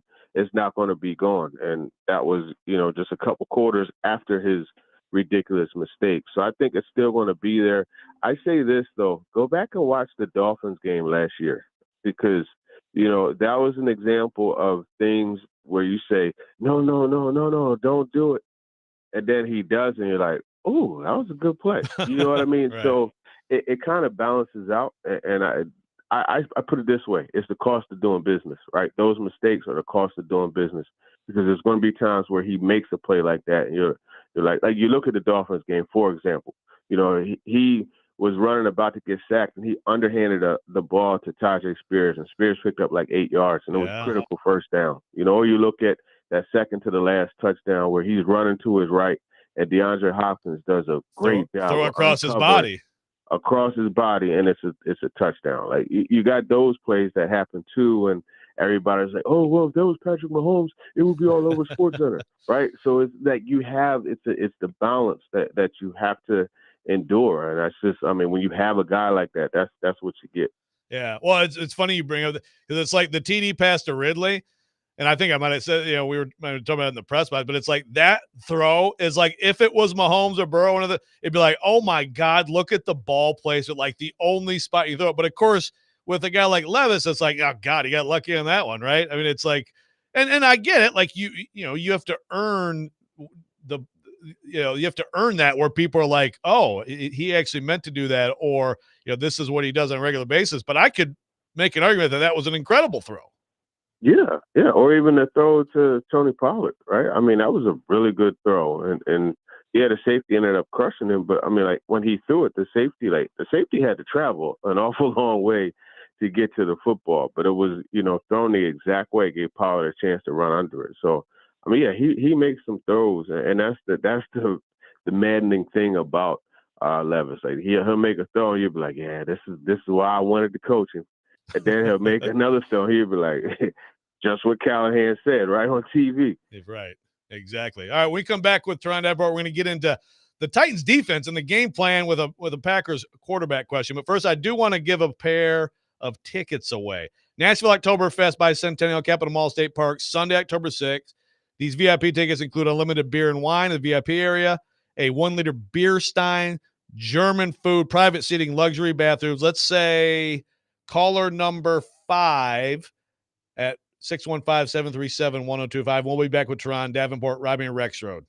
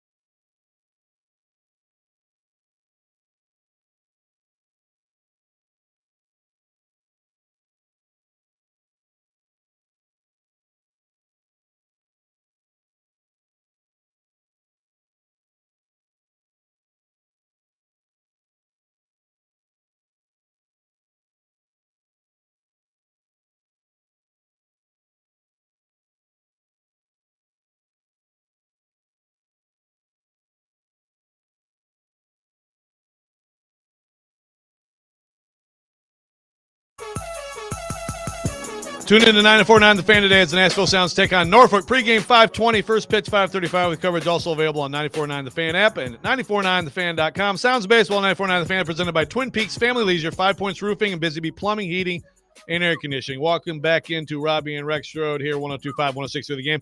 Another segment with Tron Davenport, ESPN NFL Nation Titans reporter. So TD, it's Levis, as we know, and it's going to be a huge game for him. But I do want to get to the other side of the ball. I mean, it looks like Jordan Love, there's a pretty good chance. I still have my skepticism on, even if I think the knee's sound or he's not practicing to the extent he is, but I would still be a bit hesitant if I were Matt LaFleur just on his mobility. And, is he able to do everything at the highest level, which is part of protecting yourself, is escaping and sliding and all these things? And maybe can you get by another week with Malik Willis and have the same kind of game you had last week and, be fine, and then have Jordan Love ready for what's shaping up to be a really big game against Minnesota? How are you viewing this situation? Yeah, I look at it the same. I think the big thing is they need to feel confident he could protect himself. That's the main thing. And so this is a team, the Titans, they like to attack. And I'm sure that Matt LaFleur has watched both games, and they've been heavy on blitzing and things like that. So you do have to make sure that he can protect himself and that knee doesn't get any worse. I think it's remarkable that he's back to where he is, right, and moving the way he is. But I just don't know that it's good enough. And I do think they're going to save him for next week. But we'll see, right? They said it's going to be all the way up until 90 minutes. So, we'll have to make sure we're watching pregame, to see what Jordan Love is doing.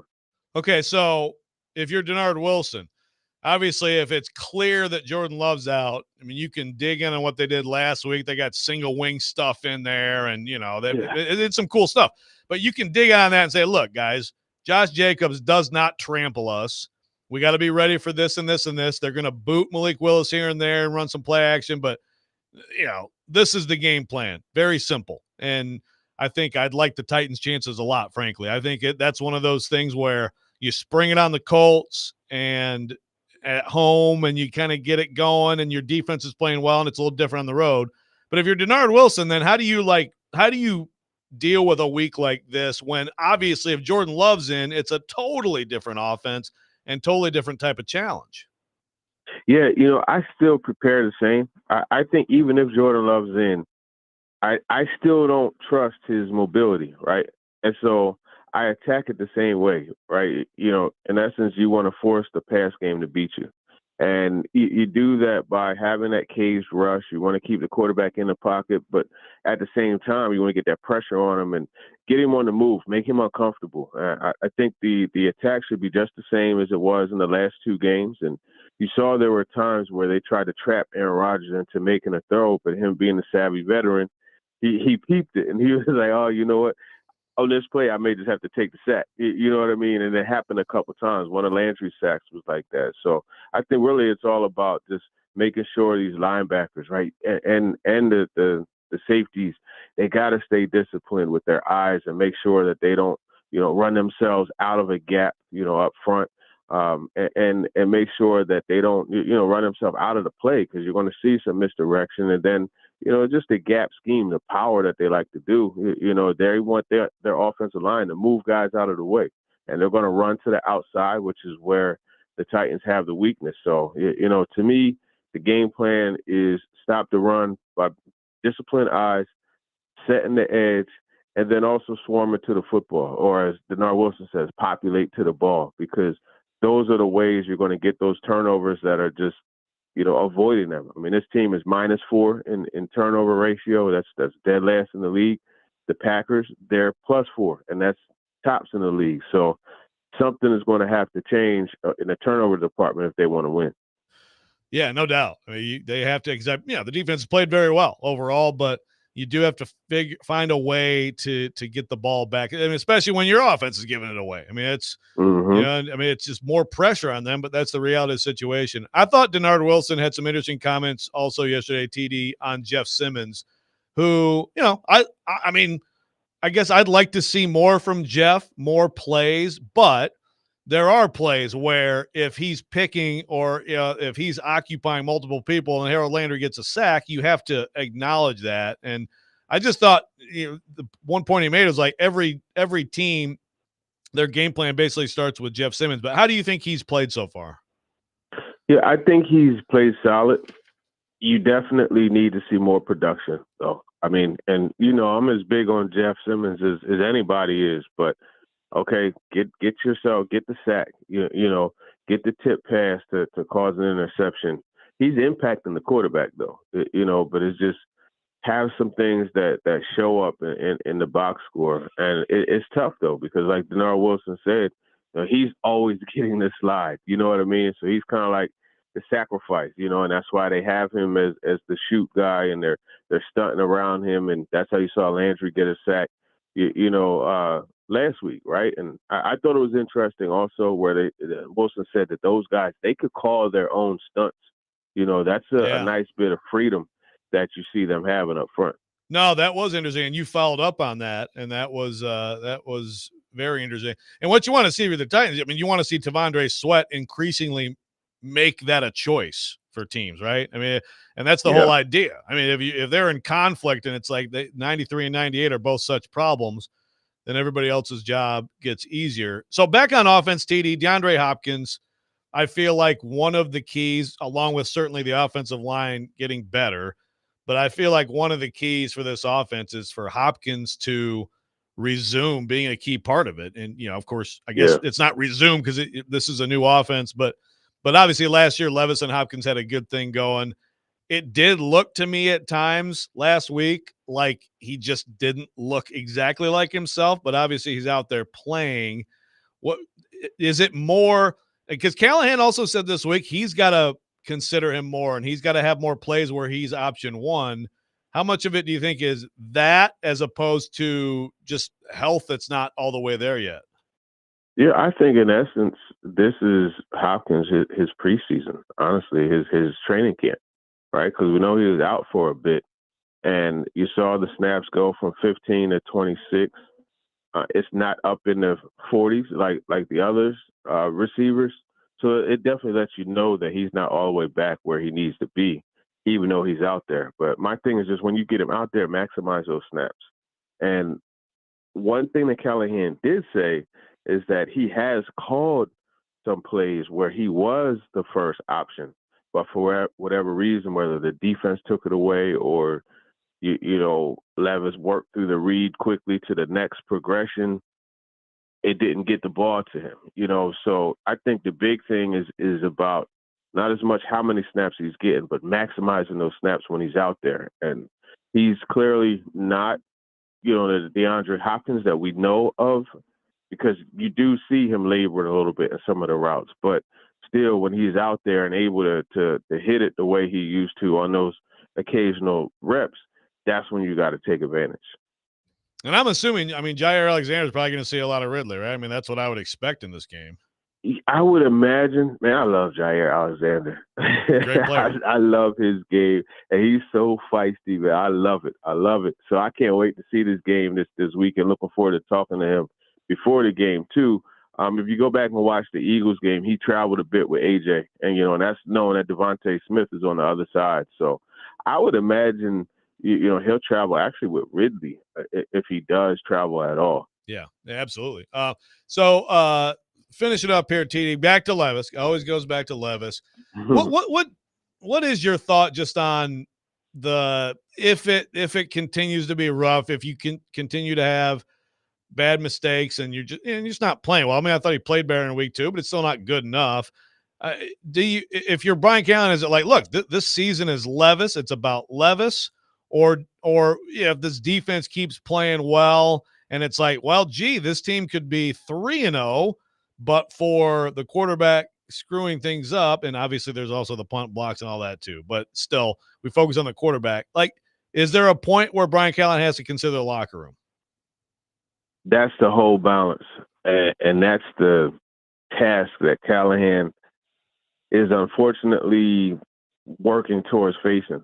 Now, if I'm him, I hope Will Levis has a big game. That would be my hope. I want Will Levis to have a big game if I'm Brian Callahan, because, if it gets to the point where the guys in the locker room are like, hey, man, we're putting in all this work, and this guy's not giving us the best chance, and you're still rolling with him, that's a problem, right? And it's not going to be said outright, but you'll start to be able to feel those things, and that's the thing that he has to figure out. And if he gets to that, he's going to strongly have to consider benching Levis. If it gets to that, we'll see. It's only 2 games in, and just in talking to the guys, the defense, they still have confidence in Levis. So I guess we're just going to have to see. They understand this early, and I mean things can turn around, but they could also get worse. So to answer your question, it's something he absolutely has to consider.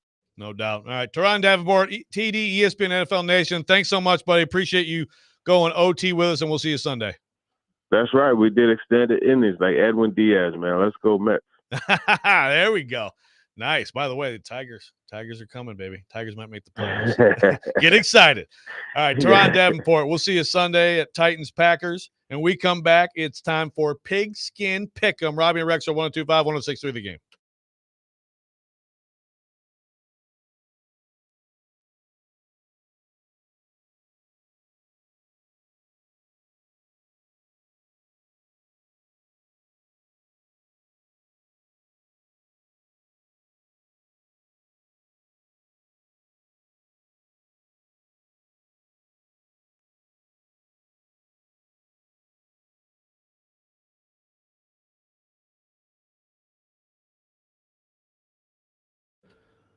Big NFL weekend coming up again, folks. Joe X here letting you know you got another chance to start the season with a big return on FanDuel, which is America's #1 sports book, because you're going to get started with $200 in bonus bets, guaranteed, when you place your first $5 bet.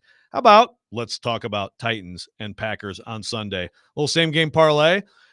My same game parlay on Titans Packers. I have no idea. I don't know yet with the Packers offense, quarterback. I'm really hesitant on that. But I would go the under in this game.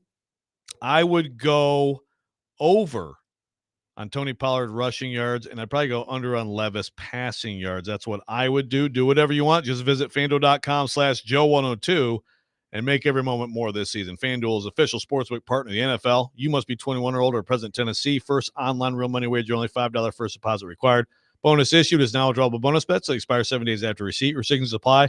See terms at sportsbook.fanduel.com. Gambling problem, call the Tennessee Red Line, 800-889-9789.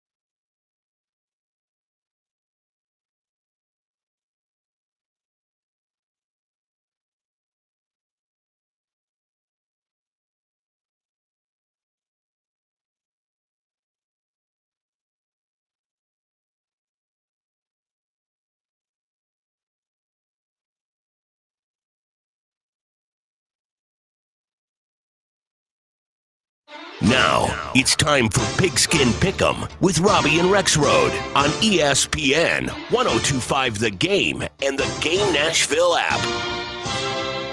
And it is that time of week again, folks. Pigskin Pick'em. Let me tell you, overall, I would say we're doing pretty well, but especially Nick Keyser and I doing well.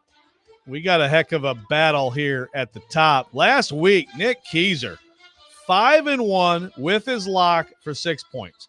I had another strong week, 4-2, got my lock, 5 points. Robbie, for the first time, did get his lock. He went 3-3, 4 points. So right now, we got a tie at the top.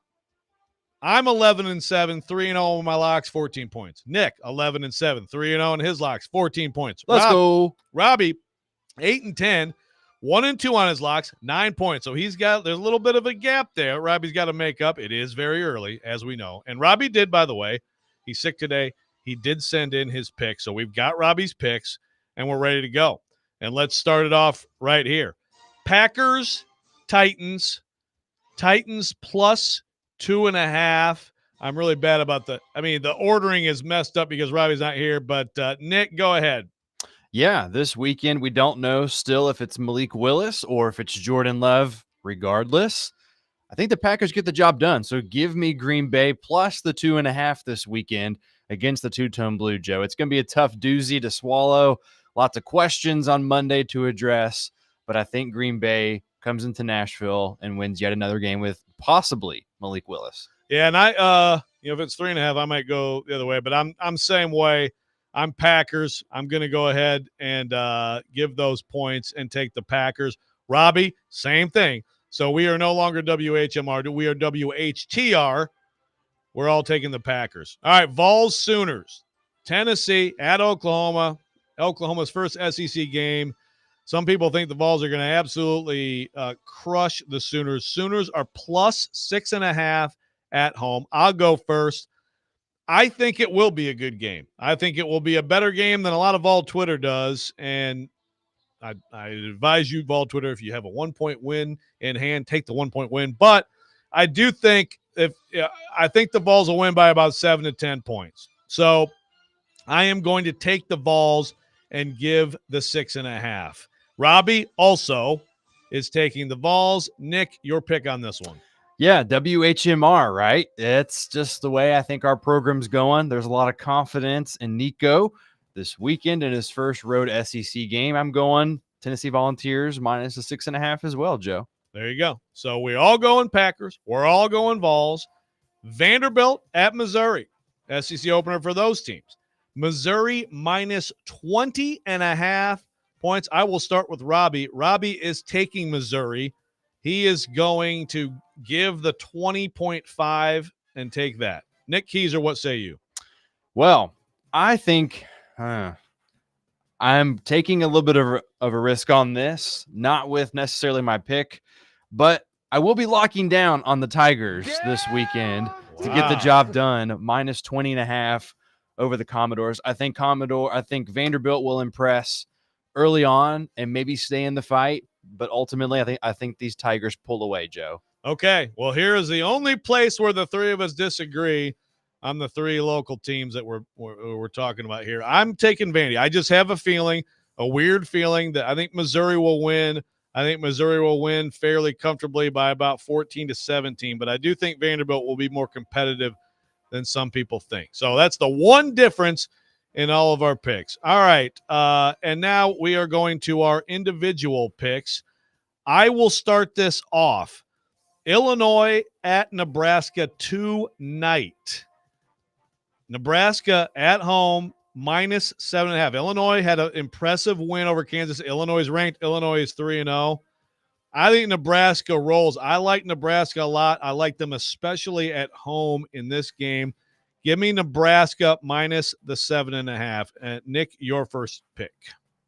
Yeah, I've been really impressed this year by the Hurricanes. So I'm going to be taking Miami minus 16.5 over a gutsy South Florida squad that has been in there with Alabama a little bit, not so much this year. But I think the Battle of the South, I don't know what they call it. They've probably called it something. But give me the Hurricanes this weekend over South Florida. Interesting. This means that you and I are at odds in our picks, which I like. But let's go to Robbie's first pick first of all.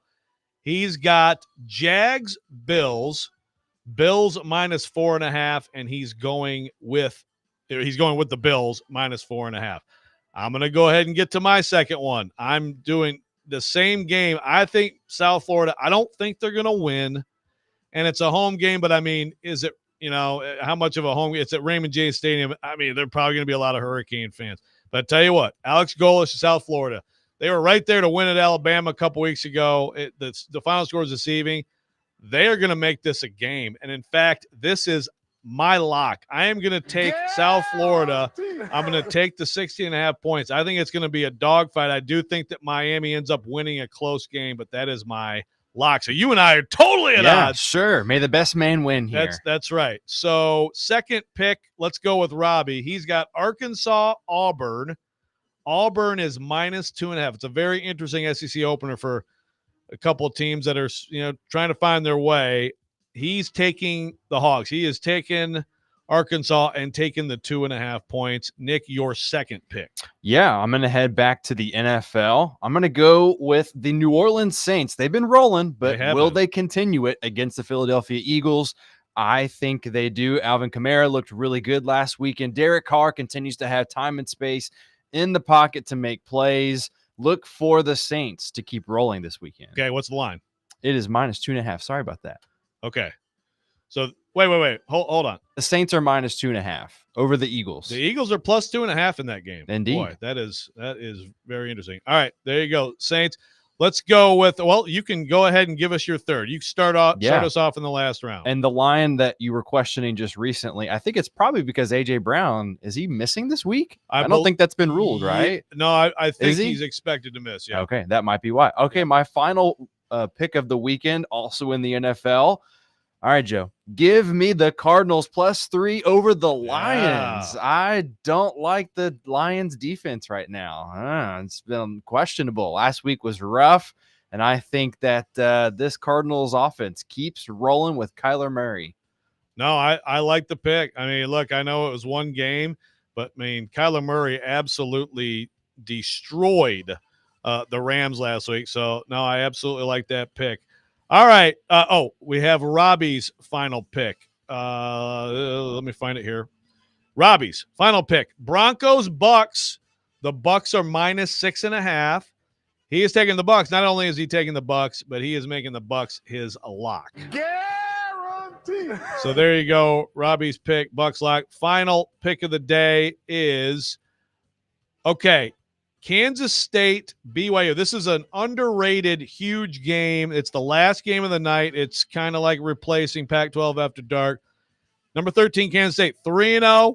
Exciting team at BYU. Kansas State, -7. Hey, BYU at home at night. Let me tell you something. That is a tough assignment. Give me BYU and the 7 points in that one. All right. Well, Joe, do we want to make an honorary high school football pick this weekend, or are you going to stay away from that?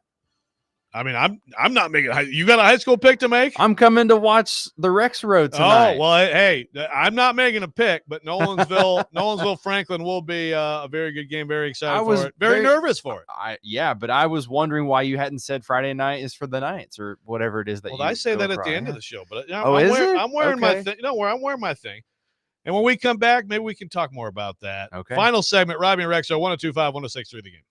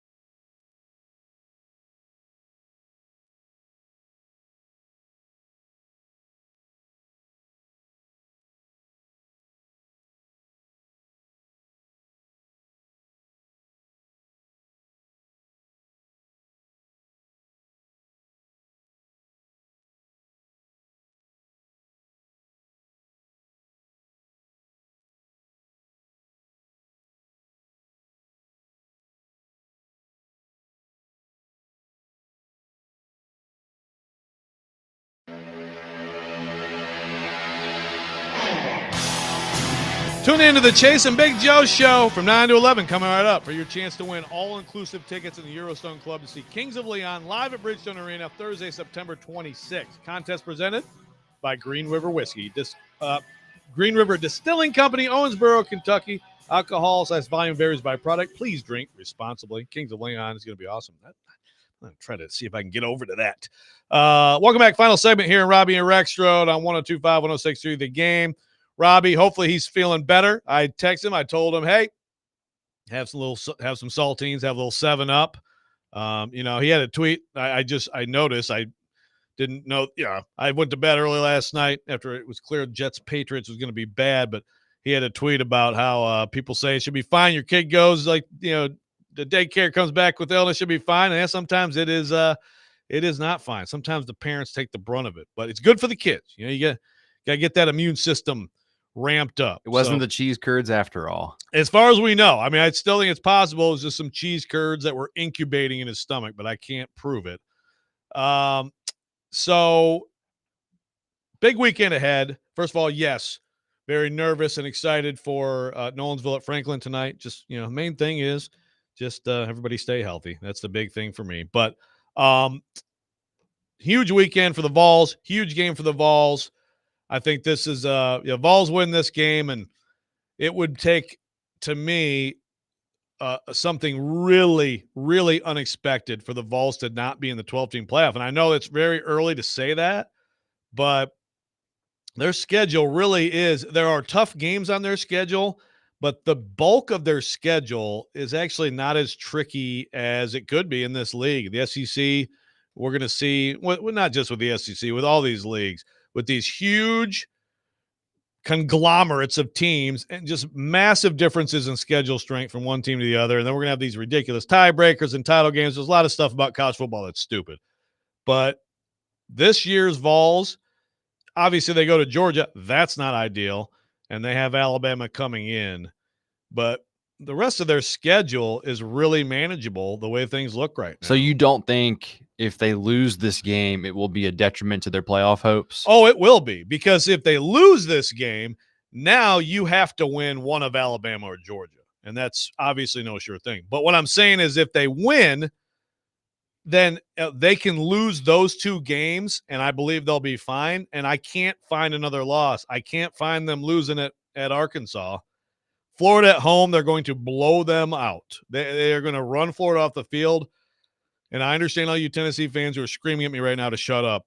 I'm sorry. Hey, you said, they will win by 30. I've got you down as saying it. So that's right. I said 30. I'll stick to it. Did. Yeah. Kentucky, they're not going to lose Kentucky at home. Mississippi State is bad.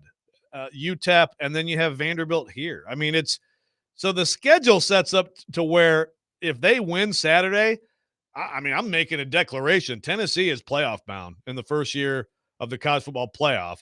And I still think they have a very good chance to beat Alabama at home. I mean, I can't conceive of them beating Georgia based on what we've seen. They just have not matched up well. Georgia has the answers. The main answer is, yep, every single matchup we feel good about. And I don't know if Georgia is quite that level of team. I would think that would be a better game this year.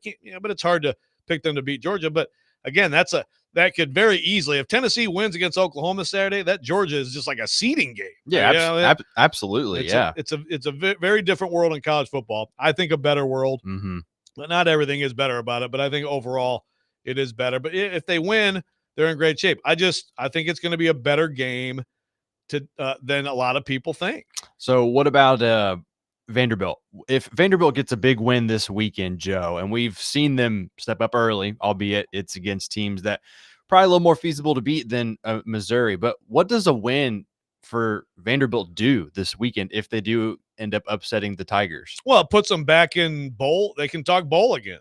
I mean, because the thing is that you just beat Georgia State, and because of the Virginia Tech win, you can find a possibility, for the numbers to be there to make a bowl game. I mean, look, they have South Carolina, which doesn't look great right now because South Carolina looks good, but that's a game at home that you would look at and say, okay, that's possible. Don't they play Auburn is certainly a game that you would one. say is possible. What about Mississippi State? Do they play them this year? They do. They do not. They do Mississippi not. State would be the one that Mhm. you definitely would want to play. But you know, I mean, you've got you got Ball State too, right? So Ball State can give you, if you beat Missouri, okay, Ball State gives you 4. Can you beat Auburn and South Carolina? You know, then that would be your ticket. So to me, the bowl game is back on the table. Also, it's a huge win. I mean, Missouri is, Missouri's number 7 in the country. I don't know that they're that level of team, which is why I picked Vanderbilt to cover, but that's a huge win. It would easily be the biggest win of Clark Lea's tenure.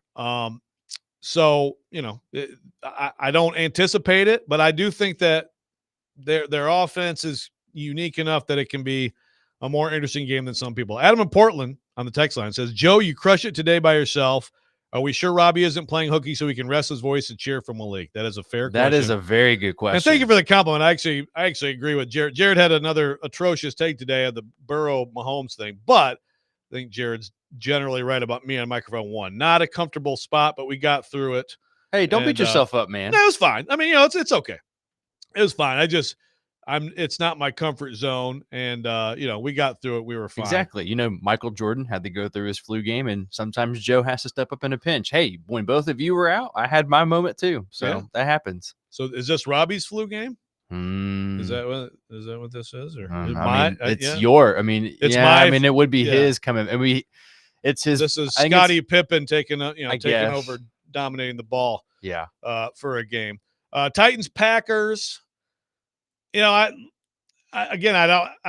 do hope that we see Malik Willis. I'd love to see Malik Willis get the start. I think that would just be fun. And first of all, it'd be cool for Malik. It'd be cool for him to come back here and get to start another football game. And Malik, no surprise at all, has been completely classy this week and gets it. It's like, hey, those guys drafted me, gave me an opportunity, But obviously, if Malik Willis were to play quarterback and the Packers were to win the game, no matter how the game goes, no matter what are the circumstances, that would make for quite a Monday. Oh my gosh. On these here airwaves. It would be. Yep. And if that's the case, I just don't know. At this point, it does seem like Jordan Love's a real possibility. Yeah, that's what I'm thinking too. And one thing I'm watching for as a Titans fan, if I'm out there, is how effective will DeAndre Hopkins be? Because he, I think, told reporters yesterday, Joe, if I'm not mistaken, that he feels absolute 100% compared to the start of the year.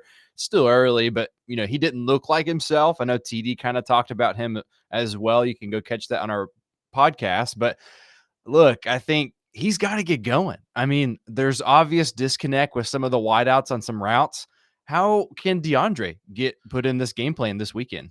Yeah. Well, is he healthier? I mean, you would assume. I still think there's something to that, but yeah, I agree. I mean, they need him to be more involved for sure. And if you can get him involved with the way things are going with Ridley, I mean, I think that's a pretty good formula for this passing game. I do have a question from Matthew in Nashville on the college football front. How much trouble will Mike Norvell in if Florida State loses to Cal to go to 0-4? So I think, you had a great team last year that, could have been in the playoff, lose your quarterback. I think that they were correctly left out, but still, I don't think that Mike Norvell is fired this year based on everything. Now, I think that next year the seat could be very hot going into the year. It's hard for me to imagine that he would be in trouble to lose his job this year. But then again, college football can get wild. I didn't think that Jimbo would get the $76 million buyout. Adam in Portland, if Malik beats us, I'm using mental health days. Might start drinking. We'll question everything I know about football. Now, remember, that can happen a lot of different ways, right? It could be their defense getting 2 scooping scores or whatever. But we'll see. We'll see who's out there at quarterback. We'll see if the Titans can finally get a win this season, if the Vols can get a huge one. Yeah, lots to break down on Monday. Yes, we will. And coming up next, Chase and Big Joe. Thanks for listening to Robbie and Rex Show, 102.5, 106.3 The Game.